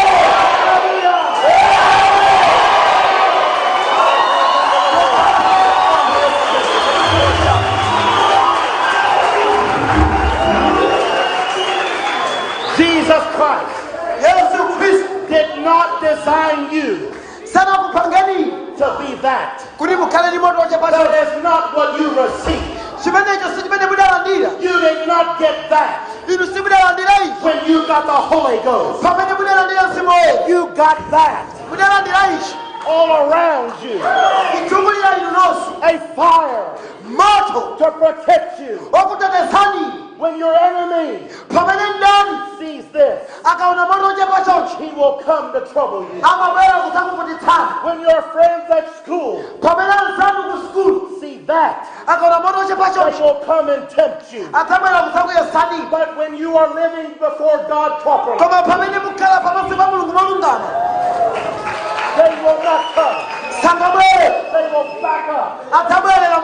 Because here's the thing. The fire of God always protects his people. But the fire of God destroys his enemies. The same fire that protects you is the same fire that will kill the enemy. The same fire that will light your path. The same fire that will blind your adversary. Hallelujah! Hallelujah! Let's stand today. We're going to pray now. tsopano tafika pamapeto pa programu ya mapemphero amene amachitikira kuno ku United Pentecostal Church pano pa Chichiri mu mzinda wa Blantyre, ndipo amene anali kulalikira ndiwo missionary Pastor Chris Gibbs, amene ndithu anali kulalikira kwa anyamata amene anasonkhana pano msonkhano pamene wakhala kwa masiku atatu. Iwowa ndithu anali kulalikira pa moto jakuti sungani moto ukhale ukuyakabe kuchokera pa buku lija la Leviticus 6 verse 13. Kulaliki wamphamvu kwambiri umene Pastor Gibbs akhala kulalikira ndikuti kuti mwasakana ulaliki umenewu ndipo mudzakhalanso pomwepo sabata yamawa pamene zapatsanso mlaliki wina. Ine Herbert Tikana.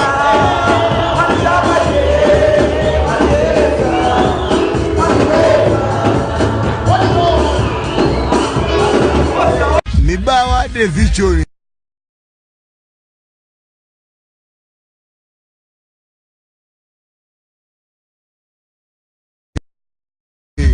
10 times. Mibawa television, creativity that dazzles. Bawa television, creativity that dazzles. Maribandi? Creativity that dazzles. Ndito. Tabwele za Nison? Mibawa television, 10 times. Where is Nison?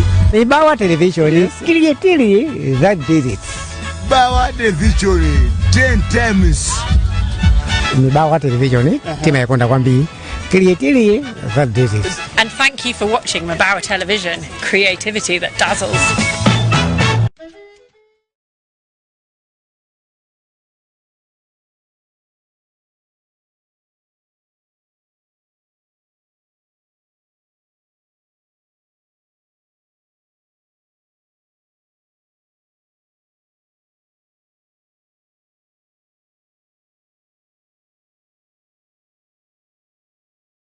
In 5 years, my husband is still on remand. Nothing is working. Why don't you visit the Legal Aid Bureau for some legal assistance? I don't have any money to pay a lawyer. Even food is a problem in this house, Aunt May. Hi, Tamara. I have some food for you here. There you go.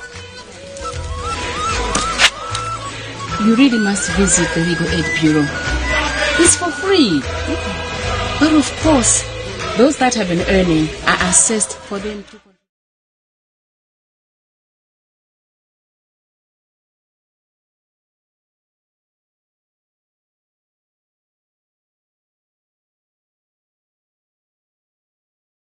all out for me, and I was compensated.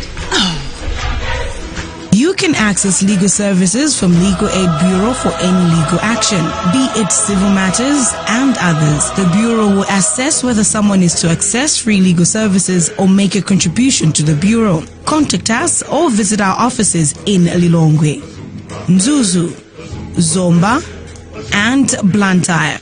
This message is brought to you by the Legal Aid Bureau with funding from the European Union through the Chilungamo Justice and Accountability Program.